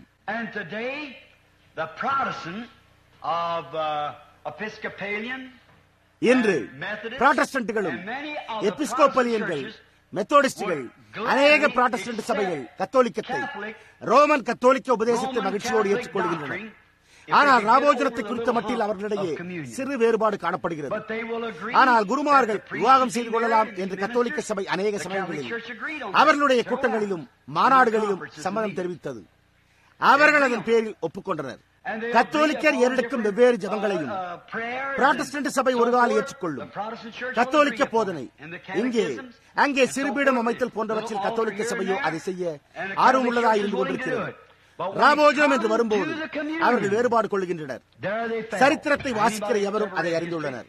ஆனால் உண்மையிலேயே என்னுடைய சிந்தனையின் அடிப்படையில் நான் அதை ஏற்றுக்கொள்வதற்கு முன்பு நீங்கள் பாருங்கள், அவர்கள் ஏராளமான காரியங்களை விட்டுவிட வேண்டும். ஏனென்றால் அது வேதாகமத்தில் இல்லை. ஆனால் கத்தோலிக்க சபைக்கு நான் ஒரு காரியத்தை கூற விரும்புகிறேன். ஆதியிலே கத்தோலிக்க சபைதான் அப்போஸ்தல பெந்தேகோஸ்தே சபையாக இருந்தது என்பது உங்களுக்கு தெரியுமா? நிச்சயமாகவே அவ்வாறு இருந்தது. அதுதான் சபையின் தொடக்கமாக இருந்தது. அவர்கள் என் நிலையை அடைந்து விட்டனர் என்பதை நீங்கள் காண்கிறீர்கள். அவர்கள் வார்த்தையை விட்டு தொடர்ந்து விலகிச் சென்று ஒரு கோட்பாட்டை புகுத்திக் கொள்கின்றனர். பெந்தேகோஸ்தே சபையானது மற்றொரு 100 ஆண்டுகள் நீடிக்குமானால் கத்தோலிக்க சபையானது இன்றுள்ள நிலையை காட்டிலும் அதிகமாக அவர்கள் வேதாகமத்தினின்று விலகிச் சென்று விடுவார்கள். தேவனுடைய வார்த்தையிலிருந்து விலகிச் செல்ல கத்தோலிக்க சபைக்கோ அநேக நூற்றாண்டுகள் பிடித்தது. ஆதி சபையின் காலம் தொடங்கி ரோமன் கத்தோலிக்க சபை ஸ்தாபிக்கப்பட்ட வரை 300 ஆண்டுகள் கழிந்தன. அவர்கள் மிகப்பெரிய அளவில் கௌரவம் உள்ளவர்களை உள்ளே கொண்டு வந்து அவர்கள் இந்த போதகத்தை அகற்றி இந்த போதகத்தை உள்ளே நுழைத்து இன்னும் மற்ற காரியங்களையும் இதை எடுத்து போட்டு அதை நுழைத்து அஞ்ஞான விக்கிரங்களை எடுத்து போட்டு கிறிஸ்தவ சிலைகளை வைத்தனர். இப்பொழுது ரோமன் கத்தோலிக்க சபையானது அதன் பேரிலான காரியங்களோடு ஒப்புரவாகி படிப்படியாக தற்போதுள்ள நிலையை அடைந்துவிட்டனர். புராட்டஸ்டன்ட் பெந்தேகோஸ்தே சபை 50 ஆண்டு காலமாக இருந்து வருகிறது. அது தொடங்கியது முதற்கொண்டு தற்போது அது விழுந்துள்ள நிலைமையை பார்க்கும் பொழுது இப்பொழுதிலிருந்து இன்னும் 100 ஆண்டு காலத்தில் அது கத்தோலிக்க சபையை காட்டிலும் மோசமான நிலையை அடைந்திருக்கும். அது உண்மை. நான் கூறுவது பெருங்குற்றமாக தென்படலாம். ஆனால் அவர்கள் என் நிலையில் இருந்து விழுந்திருக்கின்றனர் என்பதை பாருங்கள். அவர்கள் தங்களை ஸ்தாபனமாக்கிக் கொண்டு இதனோடும் அதனோடும் மற்ற எல்லாவற்றோடும் ஒப்புரவாக்கிக் கொண்டார்கள். பாருங்கள், அவர்கள் பின்வாங்கி போனார்கள். ஆனால் ராபோஜனம் என்பது கர்த்தருடைய ராபோஜனம் என்று அழைக்கப்படுகின்றது. இப்பொழுது அநேக ஜனங்கள் அவர்கள் அதை காலையில் ஆசிரிக்க விரும்புகின்றனர். அது அவர்களுடைய காலை போஜனம் என்று வேதத்தில் கூறப்படவில்லை. இந்த ஜனங்கள் இன்றைக்கு எவ்வாறு அவர்கள் எவ்வாறு அதை இன்னும் கர்த்தருடைய ராபோஜனம் என்று அழைக்க முடியும்? அவர்கள் அவ்வாறு அழைப்பதும் இல்லை. ராபோஜனம் என்று அழைப்பதை அவர்கள் விட்டுவிட்டு திருவிருந்து என்று அழைக்கின்றனர். அர்த்தமற்ற காரியம். இரவு ஆகாரம் ஆயிற்று. இப்பொழுது வேதாகம காலங்களில் அது எப்பொழுதுமே ஒரு சர்ச்சையாக இருந்தது. அப்பொழுது அது ஒரு சர்ச்சையாகவே இருந்தது. ஜனங்கள் கர்த்தருடைய ராபோஜனத்தை தவறாக புரிந்து கொண்டனர். அவர்கள் கர்த்தருடைய பந்திக்கு வரும்போது பவுல் அந்த கொரிந்தியர்களிடம் கூறினார், அவர்கள் குடித்து வெறித்தவர்களாய் மேஜைக்கு வந்து கொண்டிருந்தனர். பாருங்கள், அது அப்பொழுது தவறாக புரிந்து கொள்ளப்பட்டிருந்தது. எனவே அவன், நீங்கள் சாப்பிட வேண்டுமானால் வீட்டிலேயே சாப்பிடுங்கள் என்றான். மற்றொரு காரியம், அது என்னவாக இருந்தது என்பது தவறாக புரிந்து கொள்ளப்பட்டது. பாவிகள், பாவத்தில் வாழும் மனிதர் வந்து ராபோஜனத்தில் பங்கு கொண்டனர். அது தவறாக புரிந்து கொள்ளப்பட்டது. மாற்றாந்தாயுடன் மோசமான வாழ்க்கை நடத்திய மனிதன் ஒருவனிடம் சபையானது அதை குறித்து அவனிடத்தில் உணர்த்திய பின்பும் அவன் கர்த்தருடைய மேஜைக்கு வந்து ராபோஜனம் எடுத்துக் கொண்டார். அவர்களிடையே பிரிவினை உண்டாயிருந்தது. ஆனாலும் அவர்கள் அப்பொழுதும் ராபோஜனத்தில் பங்கெடுத்துக் கொண்டிருந்தனர். பவுல், நீங்கள் புறஜாதியாரான மற்றவரை போல நடந்து கொள்கிறீர்கள் என்று நான் கேள்விப்படுகிறேன். உங்களுக்குள்ளே பிரிவினை காணப்படுகிறது, விசேஷமாக தேவாவின் வீட்டில் உள்ளது போல இருக்கிறது என்று கூறினார். அவன் தொடர்ந்து, நீங்கள் மற்ற புறஜாதியாரை போலவே நடக்கிறீர்கள் என்று கூறினார். பாருங்கள், அது தவறாக புரிந்து கொள்ளப்பட்டது. ராபோஜனம் எப்பொழுதுமே தவறாக புரிந்து கொள்ளப்பட்டு வந்துள்ளது. இப்பொழுது நான் அதன் பேரில் மணிக்கணக்கில் பேசக்கூடும். ஆனால் நாம் இந்த ராபோஜனத்திற்கும் மற்றும் பாதம் கழுவுதலுக்கும் வரவேண்டியவர்களாயிருக்கிறோம். இப்பொழுது அவர்கள் பாதங்களை கழுவுதலை அறவே புறக்கணித்து விட்டனர். ஆனால் ஒரு சில ஸ்தாபனங்கள் அதை கடைபிடிக்கின்றன. ஏராளமான பெந்தேகோஸ்தேக்காரர்கள் அதை கடைபிடிக்காமல் முழுமையாக விட்டுவிட்டனர். புரிகிறதா? ஆனால் அது வேதாகமத்தில் எழுதப்பட்ட விதமாகவே இன்னமும் உள்ளதே. புரிகிறதா? இப்பொழுது ரோமன் கத்தோலிக்க சபை இதை ராபோஜனம் என்று அழைக்கவில்லை. அவர்கள் அதை பூசை, அது ஒரு பரிசுத்த நன்மை பூசை என்று அழைக்கின்றனர். அவர்கள் ராபோஜனம் எடுப்பதில்லை. அவர்கள் ஒரு நன்மை பூசையில் பங்கெடுக்கிறார்கள். அது ஒரு பூசை. ஒரு பூசை என்பது உண்மையாகவே ராபோஜனம் என்பதன் உண்மையான அர்த்தத்தை எடுத்து போட்டு விடுகிறது. ஒரு பூசை என்பது நம்பிக்கை என்பதையே பொருட்படுத்துகிறது. அவர்கள் ஒரு பூசையில் பங்கெடுக்கையில், அதாவது இந்த பூசையில் இதை செய்வதில் தேவன் அவர்களுடைய பாவங்களை மன்னிப்பார் என்று நம்புகிறார்கள். இந்த அப்பத்தையும் திராட்சரசமான கிறிஸ்துவின் ரத்தத்தையும் உண்மையான கிறிஸ்துவின் சரமாக குருவானவர் மாற்றுகிறார் என்று அதில் பங்கு பெறுகிறார்கள். இவ்வாறு அதில் பங்கெடுப்பதன் மூலம் தேவன் அவர்களுடைய பாவங்களை எடுத்து போடுவார் என்று நம்புகிறார்கள். அது ஒரு பூசையாக உள்ளது. புராட்டஸ்டன்ட்டுகள் அதை ராபோஜனம் என்று அழைக்கிறார்கள். ராபோஜனம் என்பதன் பொருள் நன்றி தெரிவித்தல் என்பதாகும். அந்த புராட்டஸ்டன்ட் கத்தோலிக்கர் ஒரு பூசையில் பங்கெடுத்துக் கொண்டிருக்கிறார்கள். அதாவது தங்களுடைய பொல்லாத காரியத்தை அவர்களுக்கு தேவன் மன்னிக்கிறார் என்று அந்த பூசையில் நம்புகின்றனர். ஆனால் புராட்டஸ்டன்ட்டுகளோ தாங்கள் ஏற்கனவே தேவனோடு கொண்டுள்ள ஐக்கியத்திற்காக நன்றி தெரிவிக்கின்றனர். அவர்கள் ஏற்கனவே அவரோடு ஐக்கியம் கொண்டுள்ளனர். கத்தோலிக்கர் அது செய்யப்பட்டுக் கொண்டிருப்பதாக நம்புகின்றனர். ஆனால் புராட்டஸ்டன்ட்டுகளோ அது ஏற்கனவே செய்யப்பட்டு விட்டது என்று கூறுகின்றனர். கத்தோலிக்கன் தன்னுடைய பாவங்கள் மன்னிக்கப்பட்டுள்ளதா என்று சந்தேகித்துக் கொண்டிருக்கிறார். புராட்டஸ்டன்ட்டுகளோ அவர்களுடைய பாவங்கள் மன்னிக்கப்பட்டு அவர்கள் விடுதலையாக இருக்கிறார்கள் என்று அறிக்கையிட்டுக் கொண்டிருக்கிறார்கள். ராபோஜனம் என்பது தேவனோடு ஐக்கியம் கொள்வதாக உள்ளது. நாம் உட்கொள்ளும் இப்பொருட்கள் நமது பாவங்கள் மன்னிக்கப்படும் என்று நம்பிக்கை தெரிவிப்பதற்காக அல்ல, ஆனால் நமது பாவங்கள் ஏற்கனவே மன்னிக்கப்பட்டு விட்டது என்பதாக உள்ளன. காரணம் அது ஒன்று நம்பிக்கையாய் உள்ளது, மற்றொன்று விசுவாசமாய் உள்ளது. ஒருவன் அது சரி என்று நம்பிக்கொண்டிருக்கிறான், மற்றொருவன் அது சரி என்று அறிந்திருக்கிறான். புரிகிறதா? ஒருவன் நம்பிக்கொண்டிருக்கிறான் ஏனென்றால் அவன் என்ன நிலையில் இருக்கிறான் என்பதை அறிந்திருக்கவில்லை. இன்னொருவன் அவன் சரியாக இருக்கிறான் என்பதை அறிந்திருக்கிறான் ஏனென்றால் தேவன் என்ன கூறினார் என்பதை அவன் அறிந்திருக்கிறான். அதுதான் வித்தியாசமே. ஆகையால் நீங்கள் நம்பிக்கொண்டிருக்கும் போது ஜாக்கிரதையாக இருங்கள். நீங்கள் திட்டவட்டமாக அறிந்திருக்கும் பொழுது அப்பொழுது தொடர்ந்து முன்னேறுங்கள். பாருங்கள், அப்பொழுது நீங்கள் தேவனுடைய ஐக்கியத்தில் இருக்கிறீர்கள். புராட்டஸ்டன்டோ தான் மன்னிக்கப்பட்டிருப்பதாக அவன் கூறுகிறான், அவன் அதை அறிந்திருக்கிறான். கத்தோலிக்கனோ தான் மன்னிக்கப்படுவான் என்று நம்புகிற பூசையில் பங்கு பெறுகிறான். அது இந்த விதமாக உள்ளது. ஒருவன் ஒவ்வொரு காரியமும் சரியா இருக்கிறது என்று நம்பிக்கொண்டிருக்கிற ஒரு பிச்சைக்காரனாயிருக்கிறான். சரி, பாருங்கள், மற்றொருவனோ ஏற்கனவே செய்யப்பட்டு விட்டதற்காக நன்றி கூறுகிற ஒரு பிச்சைக்காரனாயிருக்கிறான். அவர்கள் இருவரும் பிச்சைக்காரனாயிருக்கிறார்கள். ஆனால் ஒருவன் அது கிடைக்கும் என்று நம்பி பிச்சை எடுத்துக் கொண்டிருக்கிறான். மற்றொரு பிச்சைக்காரன் தனக்கு அது கிடைத்து விட்டது என்று அறிந்து அவனுக்கு அதை தந்ததற்காக அவருக்கு நன்றி செலுத்துகிறான். இப்பொழுது அதுதான் வித்தியாசமாய் உள்ளது. அதுவே ராபோஜனமாய் உள்ளது. ஆமையா, ஒருவன் மன்னிக்கப்படுகிறான் என்று நம்பிக்கொண்டிருக்கிறான், மற்றொருவன் தான் ஏற்கனவே மன்னிக்கப்பட்டிருக்கிறான் என்பதை அறிந்து அதற்காக நன்றி செலுத்துகிறான். ஆகையால் ராபோஜனம் என்பது தேவனுடைய ஆவியினால் மறுபடியும் பிறந்த கிறிஸ்தவர்களுக்கே உரியதாகும். மறுபடியும் பிறத்தல் என்பது நீங்கள் பரிசுத்த ஆவியை பெற்றுக் கொண்டீர்கள் என்று இப்பொழுது அர்த்தப்படுத்துகிறதில்லை. இப்பொழுது நினைவில் கொள்ளுங்கள், இப்பொழுது அநேகர் அதை போதிக்கிறார்கள். வயோதிக சகோதரன் ஆர்கன்பிரைட் அந்த இரவு இங்கே பிரசங்கப்பீடத்திலிருந்து கூறியது போல அந்த விதமாக இதை போதிக்கிற எந்த ஒரு நபரையும் நான் அறியேன். பாருங்கள், ஆனால் புதிய பிறப்பு என்பது பரிசுத்த ஆவியின் அபிஷேகம் அல்ல. வேத வாக்கியம் அதை ஆதரிக்கிறதில்லை. பாருங்கள், அதை குறித்து என்னுடைய புரிந்து கொள்வதை பொறுத்தவரையில் அவ்விதம் இல்லை என்றே நான் கருதுகிறேன். புரிகிறதா? நீங்கள் மீண்டும் பிறக்க வேண்டும் என்று நான் நினைப்பது அந்த காரணத்தினால் தான் இயேசு கிறிஸ்துவின் நாமத்தில் ஞானஸ்தானம் என்ற வார்த்தையை மாத்திரம் நான் ஞானஸ்தானத்தின் போது கூறுகிறேன் என்று மறு ஜென்மத்திற்காக நான் ஞானஸ்தானம் கொடுப்பதில்லை. இப்பொழுது பெந்தேகோஸ்தேக்கள் ஐக்கிய பெந்தேகோஸ்தே சபை மறு ஜென்மத்திற்காக இயேசு கிறிஸ்துவின் நாமத்தில் ஞானஸ்தானம் கொடுக்கிறது. நான் அதை விசுவாசிக்கிறதில்லை. அவர்கள் வேண்டுமானால் அதை செய்யட்டும். ஆனால் பேதுரு முதலாவது மனம் திரும்புங்கள் என்று கூறினதை நான் விசுவாசிக்கிறேன். தண்ணீர் பாவங்களை மன்னிக்கிறதில்லை. கிறிஸ்துவின் சபை அதை அந்த விதமாகவே பிரசங்கிக்கிறது. ஆனால் நான் அந்த மனம் திரும்புதலை, தேவனுக்கேற்ற துக்கத்தை விசுவாசிக்கிறேன். மனம் திரும்புதல் என்பது முன்பிருந்த இடத்திற்கே திரும்பிச் செல் என்றே பொருள்படுகிறது. நீ குறி தவறிவிட்டாய், எனவே எல்லாவற்றையும் ஆரம்பத்திலிருந்து மறுபடியும் செய். அதை முதலில் செய். உங்களுடைய உட்புறத்தில் செய்யப்பட்டுள்ள ஏதோ ஒரு காரியத்தை, அதாவது நீங்கள் இயேசு கிறிஸ்துவை உங்களுடைய இரட்சகராக ஏற்றுக்கொண்டீர்கள் என்பதை வெளிப்படையாக அறிவிப்பது மாத்திரமே உங்களுடைய தண்ணீர் ஞானஸ்தானமாகும். எனக்கு தெரிந்த மட்டில் இன்றிரவு இங்கே கூடியிருப்போர் நமது சபையோர் மாத்திரமே என்று நான் நினைக்கிறேன். யார் வருகிறார்கள் அல்லது யார் வருவதில்லை என்பதை அறிந்து கொள்ள நான் இங்கு போதிய சமயம் இருப்பதில்லை. அண்மையில் ஒரு வயோதிக நபருக்கு இங்கே ஞானஸ்தான தொட்டியில் ஒரு மனிதருக்கு ஞானஸ்தானம் கொடுத்ததற்காக நான் ஒரு சிறு விமர்சனத்தை பெற்றுக் கொண்டேன். நான் அவரிடம் சென்றிருந்தேன். அவர் ஒரு நற்குணம் படைத்த வயோதிக மனிதராயிருந்தார். அவருடைய குடும்பத்தினர் யாவரும் கிறிஸ்துவனிடத்திற்கு வழிநடத்தும் ஸ்லாகியத்தை நான் பெற்றிருந்தேன். அவர்கள் யாவரும் கிறிஸ்தவர்களாக இருந்தனர். இந்த வயோதிக மனிதன் ஒரு அருமையான வயோதிக மனிதனாக இருந்தார். எனக்கு அவரை பிடித்திருந்தது. எனவே நான் அவரிடத்திற்கு சென்றேன். அப்பொழுது நான் அவரிடம், அப்பா, நீங்கள் ஏன் ஒரு கிறிஸ்தவராக கூடாது என்று கேட்டேன். அவர் என்னை நேசிக்கிறார். அதற்கு அவரோ, சகோதரன் பிரணாம் அவர்களே, நான் போதிய அளவு நல்லவனான பிறகு நான் ஒரு கிறிஸ்தவன் ஆவேன் என்று கூறினார்.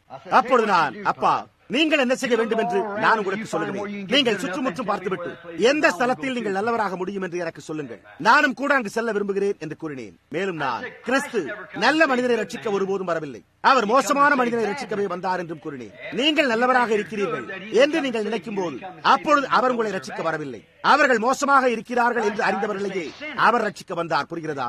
பாவிகளை ரட்சிக்கவே கிறிஸ்து மரித்தார். புரிகிறதா?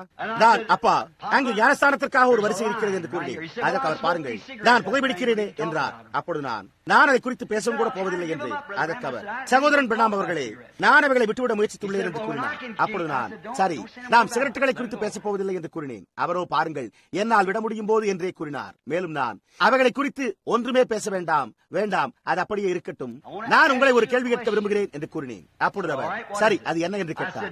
அதற்கு நான், தேவன் ஒருவர் உண்டு என்று நீங்கள் விசுவாசிக்கிறீர்களா என்று கேட்டேன். அப்பொழுது அவரோ, நிச்சயமாகவே நான் அதை விசுவாசிக்கிறேன் என்று கூறினார். அவர் தொடர்ந்து, சகோதரன் பிரணாம் அவர்களே, நீங்கள் எவ்வளவு உறுதியாக விசுவாசிக்கிறீர்களோ அவ்வளவு உறுதியாக நானும் விசுவாசிக்கிறேன் என்று நினைக்கிறேன் என்று கூறினார். அப்பொழுது நான், அதே தேவன் தம்முடைய சாயலை விட்டுவிட்டு மனிதனை ரட்சிப்பதற்கென மாம்சமாகி இயேசு கிறிஸ்து என்னும் நபரை நமக்கு மத்தியில் வாசம் செய்தார் என்று நீங்கள் விசுவாசிக்கிறீர்களா என்று கேட்டேன். அதற்கு அவர், ஆம், நான் விசுவாசிக்கிறேன் என்று கூறினார். மேலும் நான், உம்மையும் என்னையும் போன்ற பாவிகளை ரட்சிக்க அவர் மரித்தார் தானே என்று கேட்டேன். பார்த்தீர்களா? அதற்கு அவர், ஆம், நான் விசுவாசிக்கிறேன் என்றார். அப்பொழுது நான், இப்பொழுது அது இந்த விதமாக உள்ளது. நாம் எல்லோரும் ஒரு பெரிய கட்டடத்தில் இங்கே இருக்கிறோம். நாம் சிறைச்சாலையில் இருக்கிறோம். என்னால் இந்த மூலையில் நின்று கொண்டு இது சிறைச்சாலையிலிருந்து வெளியேற எனக்கு உதவி செய்யும் என்று கூற முடியாது. நான் அந்த மூலையில் நின்று சிறைச்சாலையிலிருந்து வெளியேற இது எனக்கு உதவி செய்யும் என்று கூற முடியாது. நாம் எல்லோரும் ஒரே நிலையில் இருக்கிறோம். உலகத்தில் பிறந்த ஒவ்வொரு மனிதனும் பாவத்தில் பிறந்த அக்கிரமத்தில் உருவாகி பொய்களை பேசுகிறவனாய் இவ்வுலகத்தில் தோன்றுகிறான். அவன் தொடக்கத்தில் இருந்தே ஒரு துரோகியாயிருக்கிறான். அன்று ஒரு நாள் யாரோ ஒருவர் கேட்டார், அவர், சகோதரன் பிரணாமே, இன்றுள்ள ஆதாம் ஏவாள் சந்ததியார் அவர்களைப் போலவே நிர்மாணமாக இருந்தால் ஏதாவது வித்தியாசம் காணப்படுமா? இவர்களுடைய சரீரங்கள் அவர்களுடைய சரீரங்களைப் போலவே இருக்குமா என்று கேட்டார். அதற்கு நான், இல்லையா என்று கூறினேன். அப்பொழுது சகோதரன் ஃப்ரெட்டும் நானும் வேறு சிலரும் அணில் வேட்டை ஆடிவிட்டு வீடு திரும்பிக் கொண்டிருந்தோம். அப்போது நான், இல்லை, அவைகள் ஒரே விதமாக இருக்காது என்று.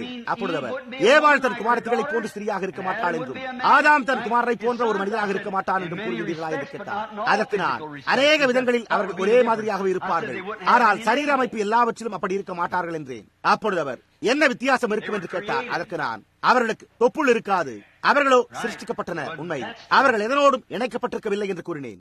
தொப்புளுடன் இவ்வுலகில் பிறந்திருக்கின்ற ஒவ்வொன்றும் துவக்கத்திலிருந்தே அது ஒரு பாவ கொடூரம் உள்ளதாய் உள்ளது என்பதையே காண்பிக்கிறது. அது உண்மை. மேலும் நான், நிச்சயமாகவே ஒரு வித்தியாசம் உண்டு. அவர்களுக்கு தொப்புள் இருந்திருக்கவில்லை, அவர்கள் இங்கு வருவதற்கு எந்த ஸ்திரீயுடனும் இணைக்கப்பட்டிருக்கவில்லை என்றேன். பாருங்கள், தேவன் அவர்களை சிருஷ்டித்தார். இப்பொழுது நான் ஒரு காரியத்தை கூற விரும்புகிறேன். இந்த சிறை வீட்டில் உள்ள மனிதரில் யார் பரிசுத்தமானவர்? இனச்சேர்க்கை இல்லாமல் பிறந்த ஒருவர் யார்? அவர் யாராக இருந்தாலும் பரவாயில்லை. மற்றவருக்கு உதவி செய்யக்கூடிய ஒருவர் யார்? நாம் எல்லோருமே இந்த ஒரே சிறைச்சாலையில் இருக்கிறோம். ஆனால் தேவன் தாமே அவருடைய சிருஷ்டிகளில் ஒருவராக தம்மை ஆக்கிக் கொண்டு இனச்சேர்க்கைக்கு பார்ப்பட்டவராய் வந்து தமக்கென பரிசுத்த ரத்தத்தை அவர் சிருஷ்டித்துக் கொண்டு அந்த ரத்தத்தின் மூலம் அவர் நம்மை விட்டுக் கொண்டார் என்று கூறினேன். மேலும் நான், அப்பா, நீங்கள் அதை விசுவாசிக்கிறீர்களா என்று கேட்டேன். அதற்கு அவர், நான் அதை விசுவாசிக்கிறேன் என்றார். நான் தொடர்ந்து, கிறிஸ்து உம்மை போன்ற மோசமான மனிதனுக்காகவே மரித்தார். இப்பொழுது செய்ய வேண்டிய ஒரே ஒரு வழி மாத்திரமே உண்டு. உங்களால் வேறொன்றையும் செய்ய முடியாது. அவர் அதை உமக்கு அளிக்கிறார். நீங்கள் அதை எந்த தகுதியினாலும் பெற்றுக்கொள்ள முடியாது. நீங்கள் அதை பெற்றுக்கொள்ள ஒன்றுமே செய்ய முடியாது. அவர் அதை உங்களுக்கு அளிக்கிறார். நரகத்திலிருந்து உங்களை காத்துக்கொள்ள உங்களுக்காக அவர் செய்ததை நீங்கள் ஏற்றுக்கொள்வீர்களா என்று கேட்டேன். அப்பொழுது அவர், நான் அதை செய்வேன் என்றார். மேலும் அவர், ஆனால் புகைப்பிடிப்பதை மாத்திரம் என்னால் விட்டுவிட முடிந்தால் நலமாயிருக்கும் என்று கூறினார். அதற்கு நான், சிகரெட்டுகள் அவைகளாகவே போய்விடும். நீர் வெறுமன, நான் உம்மிடத்தில் அதை கேட்டுக் கொண்டிருக்கவில்லை. நான் பிரமாணத்தை கடைபிடிக்கும் ஒருவன் அல்ல.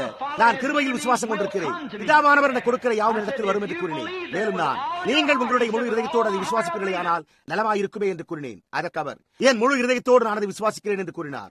அப்படியானால் அதை குறித்து நீங்கள் அபாத்திரராயிருக்கிறீர்கள் என்று அந்த அடிப்படையின் பேரில் நீங்கள் அதை ஏற்றுக்கொள்ளுங்கள். ஆனால் அவர் ஒருவரே பாத்திரராயிருக்கிறார். உங்களை நோக்கி பார்க்காதீர்கள், அவரை நோக்கி பாருங்கள். நீங்களாகவே எதையும் செய்து கொள்ள முடியாது. உங்களுக்காக ஏதோ ஒரு காரியத்தை செய்த ஒருவரை நோக்கி பாருங்கள். அவரை குறித்து என்ன? ஓ, அவர் பாத்திரராய் இருக்கிறார் என்று கூறினார். அப்பொழுது நான், அதுதான் இது. அப்படியானால் அவர் உங்களுக்கு என்ன தருகிறாரோ அதை ஏற்றுக்கொள்ளுங்கள் என்று கூறினேன். அதற்கு அவர், நான் ஏற்றுக்கொள்கிறேன் என்றார். நான் அவருக்கு இயேசு கிறிஸ்துவின் நாமத்தில் ஞானஸ்தானம் கொடுத்தேன். அவர் இங்கிருந்து வெளியே போய் ஒரு சிகரெட்டை பற்ற வைத்தார். ஒரு சில வாரங்களுக்கு முன்பு நான் அவருடைய வீட்டில் இருந்தேன். ஓர் இரவு நான் ஒரு தரிசனம் கண்டேன். அது ஒரு பச்சை மரம் வெட்டப்பட்டு தலைகீழாக திருப்பப்பட்டிருந்தது. அந்த மரத்தின் மீது இருந்த பலகைகளில் ஆணி அடிக்கப்பட்டிருந்தது. கடைசி பலகைக்கு முன்பு இருந்த பலகை குறிப்பிடத்தக்கதாயிருந்தது. அந்த பலகைக்கு கீழே, சரியாக கீழே நோக்கியவாறு, அதன் கீழே மரம் இந்த விதமாக இரண்டாக பிளந்திருந்தது. அப்போது ஒரு சத்தம், அது நீயாக இருக்க வேண்டும் அல்லது அது நீயாகத்தான் இருந்திருப்பாய் என்று கூறினது. டாக்ஸ் தகப்பனார் கீழே விழுந்து அவருடைய முதுகு இங்கே நொறுங்கி இருந்தது. அடுத்த நாள் காலை அவர் படுக்கையில் இருந்தபோது அவர்கள் அவருக்கு சிகரெட்டுகளை கொண்டு வந்தனர். ஆனால் அந்த வாஞ்சை அவரை விட்டு போய்விட்டிருந்தது. சில வாரங்களுக்கு முன்பே அதன் பின்னர் அவர் ஒரு சிகரெட்டை கூட புகைக்கவே இல்லை. அவருக்கு ஒன்று கூட இல்லை, எதுவுமே தேவைப்படவில்லை. புரிகிறதா? சற்று முன்னர் நான் அவரை கண்டேன். ஒரு சில வாரத்துக்கு முன்பு சிகரெட்டுகளை புகைத்ததினால் அவருடைய கரங்கள் முழுவதும் பழுப்பு நிறமாயிருந்தன. இப்பொழுது அவரை சுற்றிலும் ஒரே ஒரு சிகரெட் இருப்பதை கூட அவரால் பொறுத்துக் கொள்ள முடியவில்லை. முதல் காரியங்களை முதலாவது செய்யுங்கள். நல்லவராய் இருக்க முயற்சி செய்யாதீர்கள். நீங்கள் துவக்கத்திலேயே மோசமானவராக இருக்கிறீர்கள். எனவே உங்களால் ஒன்றுமே செய்ய முடியாது. பிரிவினையின் கோடு வந்து உள்ளது. மானிட வர்க்கம் அனைத்தும் அந்த பக்கத்தில் தான் உள்ளது.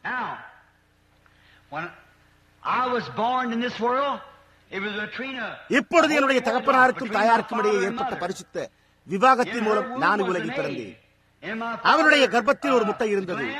என் தகப்பனாரின் சுரப்பிகளில் ஒரு ரத்த அணு இருந்தது. என்னுடைய ஜீவன் அந்த ரத்த அணுவில் அமைந்திருந்தது. என் தாயாருடைய முட்டையில் இருந்தல்ல, என் தகப்பனாரின் ரத்த அணுவில் இருந்து தோன்றியது. அந்த ரத்த அணு அந்த முட்டையை சந்திக்க குறித்த இடத்திற்கு சென்ற போது, அது சந்தித்த போது எனக்கு ஒரு சரீரத்தை அளிக்க வேண்டும் என்று இயற்கைக்கு தேவனால் கட்டளையிடப்பட்டிருந்தது.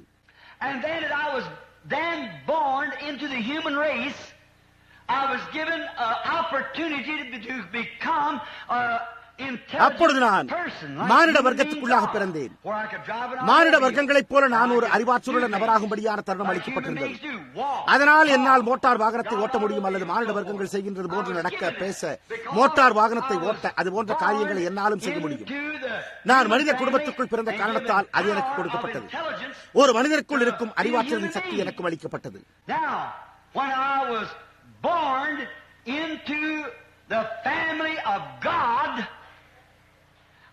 இப்பொழுது நான் தேவனுடைய குடும்பத்திற்குள் பிறந்த போது நான் ரத்தத்தின் மூலம் வந்தேன்.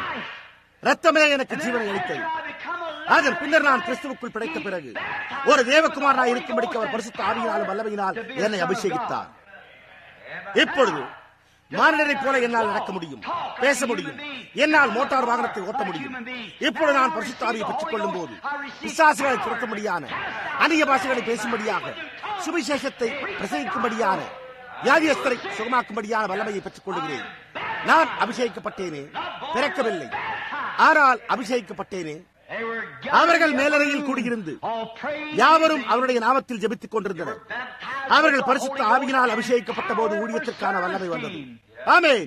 நீங்கள் நித்திய ஜீவனுக்கென்று விசுவாசித்து உங்களுடைய விசுவாசத்தினால் நீங்கள் மீண்டும் பிறந்திருக்கிறீர்கள். இயேசு பரிசுத்த யோவான் 5:24 என் வசனத்தை கேட்டு என்னை அனுப்பினவரை விசுவாசிக்கிறவர்களுக்கு நித்திய ஜீவன் உண்டு என்று கூறினார். பரிசுத்த ஆவி அல்ல, நித்திய ஜீவன் உண்டு. அவன் தேவனுடைய குடும்பத்துக்குள் பிறந்திருக்கிறான். அதன் பின்னர் பரிசுத்த ஆவிக்குள்ளாக அபிஷேகிக்கப்பட்டு விசுவாசத்தின் அறிவாற்றலின் வல்லமையை கொண்டு சுவிசேஷத்தை விசுவாசிக்கவும், அதை கிரியைக்குட்படுத்தவும், அதை சரிவர செயல்படுத்தவும் முடிகிறது. ஆமென். அப்பொழுது அவன் ஒரு தேவகுமாரனை போல செயல்படுகிறான். அப்பொழுது அவனால் பிசாசுகளை துரத்த முடிகிறது. இயேசு விசுவாசிக்கிறவர்களால் நடக்கும் அடையாளங்கள் அவர் என்று கூறினார். புரிகிறதா? என் நாமத்தினாலே பிசாசுகளை துரத்துவார்கள், நவமான பாஷைகளை பேசுவார்கள், சர்ப்பங்களை எடுப்பார்கள், சாவுக்கு எதுவான யாதொன்றை குடித்தாலும் அது அவர்களை சேதப்படுத்தாது. பாருங்கள், இந்த காரியங்களை செய்வதற்கு அவர் பரிசுத்த ஆவியினாலே வல்லமையை பெற்றுக் கொள்கிறான். இப்பொழுது அவர் உலகை விட்டு செல்லும் போது அவர், நான் போகிறது உங்களுக்கு பிரயோஜனமாயிருக்கும், நான் போகாதிருந்தால் பரிசுத்த ஆவியானவர் உங்களிடத்தில் வரார் என்று கூறினார். பார்த்தீர்களா? அதன் பின்னர் அவர் வருகிற போது அவர் உலகத்தின் பாவத்தை குறித்து கண்டித்துணர்த்தி, நீதியை குறித்து உபதேசித்து, வரப்போகிற காரியங்களை உங்களுக்கு காண்பிப்பார். அது தரிசனங்கள். நான் உங்களுக்கு போதிக்கிறவைகளில் இருந்து அவர் எடுத்து அவைகளை உங்களுக்கு வெளிப்படுத்துவார். அவர் கூறப்போகும் வார்த்தைகளை பரிசுத்த ஆவியின் அபிஷேகம் இல்லாமல் அந்த வார்த்தையை எந்த ஒரு மனிதனும் புரிந்து கொள்ள முடியாது. ஒரு மனிதன் பரிசுத்த ஆவியின் அபிஷேகத்தை பெற்றுக் கொண்டதாக அவன் கூறி அதே சமயத்தில் தேவனுடைய வார்த்தை சரியல்ல என்று அவன் விவாதித்தால் எங்கோ தவறு உள்ளது. பவுல் புதிய ஏற்பாட்டில் குற்றம் கண்டுபிடிப்போராயிருந்தான். அப்பொழுது புதிய ஏற்பாடு எழுதப்படவில்லை. பவுல் சவுலாய் இருந்தபோது கிறிஸ்தவ மார்க்கத்தை குறைகூறும் ஒருவனாயிருந்தான். அவன் பரிசுத்த ஆவியை பெற்றுக் கொண்ட போது அவன் ஆசியாவிற்கு சென்று 3 ஆண்டுகளாக வேத வாக்கியங்களை ஆராய்ந்து படித்தான். ஏனென்றால் அவன் ஒரு மகத்தான ஆசிரியரான கமாலியேலின் கீழ் போதிக்கப்பட்டிருந்தான். அதன் பின்னர் அவன் திரும்பி வந்தபோது 14 ஆண்டுகள் கழித்து அவன் எருசலேமிலே பேதுருவை சந்திக்க சென்றான். அவன் வார்த்தைக்கு வார்த்தை அதே சுவிசேஷம் அவர்களிடத்தில் இருப்பதை கண்டான். பெந்தேகோஸ்தே நாளன்று அவர்கள் மனம் திரும்பி இயேசு கிறிஸ்துவின் நாமத்தில் ஞானஸ்தானம் பெற்றுக் கொள்ள வேண்டும் என்று பேதுரு பிரசங்கித்திருந்த அதே தேவன் அதே பரிசுத்த ஆவியினால் அதை பவுலுக்கு வெளிப்படுத்தினபடியால் யோவானால் ஒருமுறை ஞானஸ்தானம் பண்ணப்பட்டிருந்தவர்களை அதற்கு பிறகு அப்போஸ்தலர் 19ஆம் அதிகாரத்தில் பவுல் அவர்களிடம், நீங்கள் மீண்டும் இயேசு கிறிஸ்துவின் நாமத்தில் ஞானஸ்தானம் பண்ணப்பட வேண்டும் என்று கூறினான். புரிகிறதா? பாருங்கள், பரிசுத்த ஆவியானவர் வேத வாக்கியங்களோடு சரியாக நேராக தரித்திருக்கிறார். அதில் உள்ள அதனுடைய விசுவாசமே ஒவ்வொரு ரகசியத்தையும் திறக்கிறது. ஆமென். வேதம் 1 யோவான் 5:7 பரலோகத்திலே சாட்சியிடுகிறவர்கள் 3, இதா வார்த்தை கிறிஸ்துவாய் இருந்தது. பரிசுத்த ஆவி என்பவர்களே இம்மூவரும் ஒன்றாயிருக்கிறார்கள் என்று கூறியுள்ளது. பூலோகத்திலே சாட்சியிடுகிறவைகள் மூன்று, ஆவி, ஜலம், ரத்தம் என்பவைகளே. இம்மூன்றும் ஒன்றல்ல, ஆனால் ஒருமைப்பட்டிருக்கிறது. இப்பொழுது உங்களுக்கு குமாரன் இல்லாமல் பிதா இருக்க முடியாது. அவ்வாறு பரிசுத்த ஆவி இல்லாமல் உங்களுக்கு குமாரன் இருக்க முடியாது. அவர்கள் ஒன்றாயிருக்கிறார்கள். ஆனால் நீங்கள் பரிசுத்தமாக்கப்படாமல் நீதிமான்களாக்கப்பட முடியும். நீங்கள் பரிசுத்த ஆவியின்றி பரிசுத்தமாக்கப்பட முடியும். பரிசுத்தமாகுதல் ரத்தத்தினால் உண்டாகிறது. ரத்தத்தின் மூலமாகவே ஜீவன் வருகிறது. புரிகிறதா? பரிசுத்த ஆவி தேவனுடைய வல்லமையாய், பாருங்கள், சபைக்கு கொடுக்கப்பட்ட வல்லமையாய் இருக்கிறது. நீங்கள் என்ன பலனடைவீர்கள்? அப்போஸ்தலர் 1:8. பரிசுத்த ஆவி உங்களிடத்தில் வரும்போதே நீங்கள் பலனடைவீர்களே. நீங்கள் மறுபடியும் பிறப்பீர்கள் என்றல்ல. பரிசுத்த ஆவி உங்களிடத்தில் வரும்போது நீங்கள் பலனடைவீர்கள். அப்பொழுது நீங்கள் எருசலேமிலும் யூதேயாவிலும் சமாரியாவிலும் பூமியின் கடைசி பரியந்தமும் எனக்கு சாட்சிகளாயிருப்பீர்கள். புரிகிறதா? நீங்கள் பரிசுத்த ஆவியை பெற்றுக் கொண்ட பிறகு நீங்கள் பலனடைகிறீர்கள். ஆனால் முதலாவது நீங்கள் பரிசுத்த ஆவியை பெற்றுக் கொள்ள வேண்டும். பாருங்கள், அதுவே கிரியை செய்து வெளிப்படுத்தும்படியான தேவனுடைய வல்லமையாயிருக்கிறது. நீங்கள் ஒரு மனிதனாய் இருந்தபோது பேச, நடக்க, ஒரு மனிதன் செய்கிற காரியங்களை செய்ய கற்றுக்கொண்டீர்கள். நீங்கள் பரிசுத்த ஆவியினால் அபிஷேகப்படுகிற போது நீங்கள் தேவனுடைய குமாரனும் குமாரத்திற்கிடமாய் நடந்து கொள்ளும்படியான வல்லமை கொடுக்கப்படுகிறது. ஜனங்கள் செயல்படுவதை குறித்தும் அவர்கள் இன்றைக்கு செய்கிற விதமாகவே செய்கிறதை குறித்தும் வியப்பொன்றும் இல்லையே. ஏனென்றால் அவர்கள் ஒருபோதும் பரிசுத்த ஆவியினால் நிரப்பப்பட்டிருக்கவில்லை. அவர்கள் பரிசுத்த ஆவியினால் நிரப்பப்பட்டிருந்தால் அவர்கள் வித்தியாசமாக செயல்படுவார்கள். அவர்கள் பரிசுத்த ஆவியை பெற்றுள்ளதாக உரிமை கோருகிறார்கள். ஆனால் இயேசு அவர்களுடைய கரிகளினாலே அவர்களை அறிவீர்கள் என்று கூறினார். எனவே உங்களால் எப்படி அதை செய்ய முடியும்? நீங்கள் பாருங்கள், அவை யாவும் குழப்பமடைந்துள்ளன. புரிகிறதா? ஆனால் உண்மைகளுக்கு திரும்பி வாருங்கள். இப்பொழுது நீங்கள் உத்தமமாய் நடந்து ஒரு கிறிஸ்தவராய் இருப்பதாக உங்களை உரிமை கோரினால் கர்த்தருடைய பந்திக்கு வர இன்றிரவு நாங்கள் உங்களை அழைக்கிறோம். இன்றைக்கு தேசம் முழுவதும் ராபோஜன ஆராதனை நடத்தப்பட்டு வருகிறது, சந்தேகமே இல்லை. அதை சிலர் ஒரு விதமாகவும் வேறு சிலர் மற்றொரு விதமாகவும் ஆசரிக்கின்றனர். ஆனால் அதை செய்வதற்கான சிறந்த வழி வேத வாக்கியங்களை பின்பற்றி அவர்கள் அதை வேதாகமத்தில் செய்த விதமாகவே செய்ய வேண்டும் என்றே நான் கருதுகிறேன். அதுவே போதுமானதாக இருக்கும் என்று நான் நினைக்கிறேன். சகோதரன் நெவில், நீங்கள் உங்களுடைய வேதாகமத்தை வைத்திருக்கிறீர்களா? சகோதரன் நெவில் இப்பொழுது வேத வாக்கியங்களை வாசிப்பார். கொரிந்தியர் 1 நிருபத்தில் உள்ள 11 அதிகாரத்தில் 23 வசனத்திலிருந்து துவங்கி, நான் உங்களுக்கு ஒப்புவித்ததை கர்த்தரிடத்தில் பெற்றுக் கொண்டேன். என்னவெனில், கர்த்தராகிய இயேசு தாம் காட்டிக் கொடுக்கப்பட்ட அன்று ராத்திரியிலே அப்பத்தை எடுத்து ஸ்தோத்திரம் பண்ணி அதை பிட்டு, நீங்கள் வாங்கி புசியுங்கள், இது உங்களுக்காக பிற்கப்படுகிற என்னுடைய சரீரமாய் இருக்கிறது, என்னை நினைவு கூறும்படி இதை செய்யுங்கள் என்றார். போஜனம் பண்ணின பின்பு அவர் அந்தப்படியே பாத்திரத்தையும் எடுத்து, இந்த பாத்திரம் என் ரத்தத்தினால் ஆகிய புதிய உடன்படிக்கையாயிருக்கிறது, நீங்கள் இதை பானம் பண்ணும் போதெல்லாம் என்னை நினைவு கூறும்படி இதை செய்யுங்கள் என்றார். ஆகையால் நீங்கள் இந்த அப்பத்தை புசித்து இந்த பாத்திரத்தில் பானம் பண்ணும் போதெல்லாம் கர்த்தர் வருமளவும் அவருடைய மரணத்தை தெரிவிக்கிறீர்கள். இப்படி இருக்க எவன் அபாத்திரமாய் கர்த்தருடைய அப்பத்தை புசித்து அவருடைய பாத்திரத்தில் பானம் பண்ணுகிறானோ அவன் கர்த்தருடைய சரீரத்தையும் ரத்தத்தையும் குறித்து குற்றமுள்ளவனாயிருப்பான். எந்த மனுஷனும் தன்னைத்தானே சோதித்தறிந்து இந்த அப்பத்தில் புசித்து இந்த பாத்திரத்தில் பானம் பண்ண கடவன். எண்ணத்தினாலெனில் அபாத்திரமாய் போஜனபானம் பண்ணுகிறவன் கர்த்தருடைய சரீரம் இன்னதென்று நிதானித்து அறியாததினால் தனக்கு ஆக்கிரத்திற்கு வரும்படி போஜனபானம் பண்ணுகிறான்.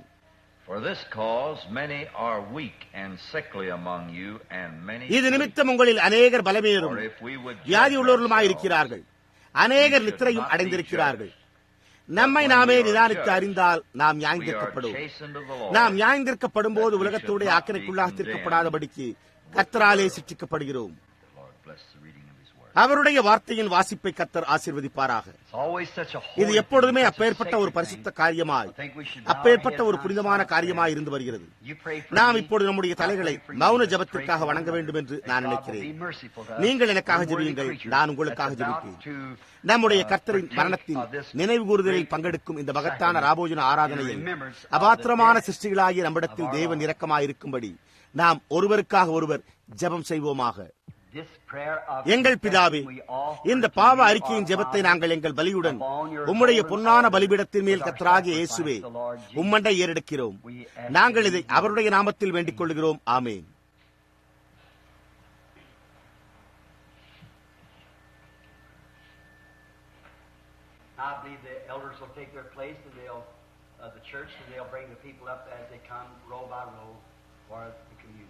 இப்பொழுது மூப்பர்கள் தங்களுடைய இடத்தில் நிற்பார்கள் என்று நான் நினைக்கிறேன். அவர்கள் சபையில் ஜனங்கள் வரிசை வரிசையாக வரும்போது மூப்பர்கள் அவர்களுக்காக ராபோஜனத்தை கொண்டு வருவார்கள். எப்பொழுதுமே அந்த பாடலை குறித்து நினைப்பதுண்டு. அருமையான மரிக்கும் ஆட்டுக்குட்டியே, உம்முடைய விலையேறப்பட்ட ரத்தம் ஒருபோதும் அதனுடைய வல்லமையை இழந்து போகாது. கிரயத்துக்கு கொல்லப்பட்டு தேவனுடைய சபை ரட்சிக்கப்பட்டு இனி ஒருபோதும் பாவம் செய்யாது. நாம் நம்முடைய தலைகளை வணங்குவோமாக. Gracious and Holy Father, Jehovah the great Almighty, கிருபையுள்ள பரிசுத்த பிதாவே, யெகோவாவே, மகத்தான சர்வ வல்லவரே, நாங்கள் காத்திருக்கையில் உம்முடைய ஆசீர்வாதங்களை உம்முடைய ஜனங்கள் மேல் அனுப்பும். எங்களுடைய பாவங்களை மன்னியும். இப்பொழுது நாங்கள் இந்த ராபோஜனத்தை உம்மிடத்தில் சமர்ப்பிக்கின்றோம். இந்த திராட்சை பழங்கள் வளர்ந்து ஊழியக்காரரின் கரங்களால் இவைகள் ஒன்று சேர்த்து பிழியப்பட்டு திராட்சரசமாக்கப்பட்டுள்ளது. நம்முடைய கர்த்தராகிய இயேசு கிறிஸ்துவின் ரத்தத்திற்கு எடுத்துக்காட்டாய் இருக்க வேண்டும் என்ற காரணத்திற்காகவே இந்த திராட்சரசம் உண்டாக்கப்பட்டது. நாங்கள் இதை இப்பொழுது உம்மிடத்திற்கு கொண்டு வருகிறோம். பிதாவே, அந்த நோக்கத்திற்காகவே இந்த திராட்சரசத்தை பரிசுத்தப்படுத்த வேண்டும் என்று நான் உம்மிடத்தில் ஜெபிக்கிறேன். எங்களுடைய ஒவ்வொரு பாவத்தையும் மன்னியும். இந்த திராட்சரசத்தை தங்களுடைய சரீரத்திற்காக ஏற்றுக்கொள்கிற ஒவ்வொரு நபரும் ஆரோக்கியத்தையும் பலனையும் ரட்சிப்பையும் உம்மிடத்திலிருந்து பெற்றுக் கொள்வார்களாக. கர்த்தாவே, இதை அருளும். நாங்கள் இதை இயேசுவின் நாமத்தில் வேண்டிக் கொள்கிறோம். ஆமேன்.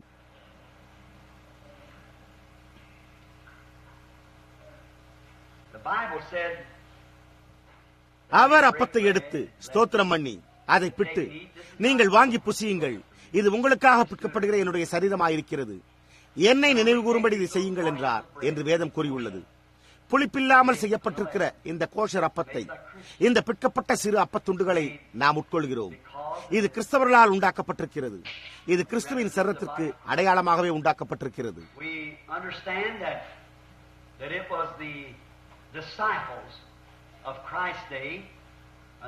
கிறிஸ்துவின் சீஷர்களுடைய நாளில் அல்லது சபையின் நாளில், கிறிஸ்துவனுடைய கடைசி ராபோஜனத்தில் இவைகள் ஆயத்தமாக்கப்பட்டு ஆசரிக்கப்பட்டன என்று நாம் அறிந்து கொள்கிறோம். அன்று முதல் வேதாகமத்தின் காலம் முழுவதிலும் சீஷர்களால் இவைகள் ஜனங்களுக்கு வழங்கப்பட்டு வந்தது. இன்றைக்கு நம்முடைய நவீன நாளின் சீஷர்கள், இங்குள்ள நம்முடைய சபையின் சகோதரர்கள், இந்த காரணத்திற்காக ஏற்படுத்தப்பட்ட ஊழியக்காரர்கள் ஜனங்களுக்கு உதவி செய்வார்கள். அவர்கள் இந்த பிற்கப்பட்ட அப்பத்துண்டுகளையும் திராட்சரசத்தையும் எடுத்து ஜனங்களுக்கு கொடுப்பார்கள். இப்பொழுது நீங்கள் இந்த அப்பத்தை பெற்றுக் கொள்ளும் போது அது ஆட்டுக்குட்டியானவருக்கு அடையாளமாக இருக்கிறது என்பதை நினைவில் கொள்ளுங்கள். அநேக ஆண்டுகளுக்கு முன்பு இஸ்ரவேல் ஜனங்களால் தெரிந்து கொள்ளப்பட்ட ஆட்டுக்குட்டி நெருப்பினால் பொறிக்கப்பட்டு கசப்பான கீரையுடன் புசிக்கப்பட்டது. அப்பொழுது ஜனங்களுக்கோ பலன் உண்டாயிருந்தது. அவர்கள் தங்களுடைய வாக்குத்தத்தம் பண்ணப்பட்ட தேசத்தை அடையும் வரை அவர்களுடைய பிரயாணம் முழுவதிலும் அவர்களுடைய பாதரட்சைகள் ஒருபோதும் தேய்ந்து போகவில்லை. அவர்களுடைய ஆடைகள் ஒருபோதும் கிழிந்து போகவும் இல்லை. அவர் நமக்கு அளித்துள்ள வாக்குத்தத்தம் பண்ணப்பட்ட தேசத்தை நாம் சென்றடையும் வரை ஆரோக்கியமாயும் மகிழ்ச்சியாயும் அவரை சேவிக்க தேவன் நம்மை காத்துக் கொள்வாராக. நாம் ஜெபம் செய்வோமாக. கிருபையுள்ள பரலோக பிதாவே, நான் இன்றிரவு பரிசுத்தமாக்கப்பட்ட அந்த பரிசுத்தமான எங்களுடைய கர்த்தரின் சரீரத்தை குறித்து பேசிக் கொண்டிருந்தேன். அவருக்குள் தேவத்துவத்தின் பரிபூர்ண வாசமாயிருந்தது. அந்த சரீரம் மடியப்பட்டு நொறுக்கப்பட்டு ரத்தம் பீரிட்டு வெளியே வர, அவர் முதுகில் பெற்ற சவுக்கடியின் விளைவால் அவர் முதுகிலும் விலா எலும்புகளும் ரத்தம் தோய்ந்து காணப்படுவதை நான் நினைக்கும் போது, இந்த சுருங்கின பிசைந்து அடித்து உருவாக்கப்பட்ட அப்பம் அதற்கு அடையாளமாய் உள்ளதை நான் நினைக்கும் போது எங்கள் இருதயங்களில் அது புதுப்பித்தலை உண்டாக்குகிறது. கர்த்தாவே, நாங்கள் எங்களுடைய இருதயங்களை இன்றிரவு உம்முடைய பீடத்தின் மேல் வைக்கிறோம். ஓ தேவனே, எங்களை மன்னியும். இந்த பிற்கப்பட்ட அப்பம் இவர்களின் வாய்களுக்குள்ளாக செல்லும் போது உம்முடைய ஊழியக்காரர்கள் அது உம்முடைய விலையேறப்பட்ட சரீரம் அடிக்கப்பட்டு காயப்படுத்தப்பட்டது என்றும் அவருடைய தழும்புகளால் குணமாகிறோம் என்று அவர்கள் அடையாளம் கண்டுகொள்வார்களாக. கர்த்தாவே, அருளும். இந்த கோஷர் அப்பத்தை அதனுடைய நோக்கத்திற்காக பரிசுத்தப்படுத்தும். நாங்கள் இயேசுவின் நாமத்தில் வேண்டிக் கொள்கிறோம். ஆமேன்.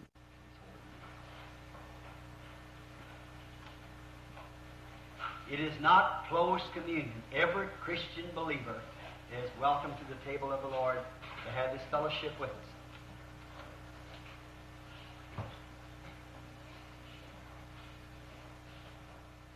அப்படியே ஒரு நிமிடம் பொறுங்கள்.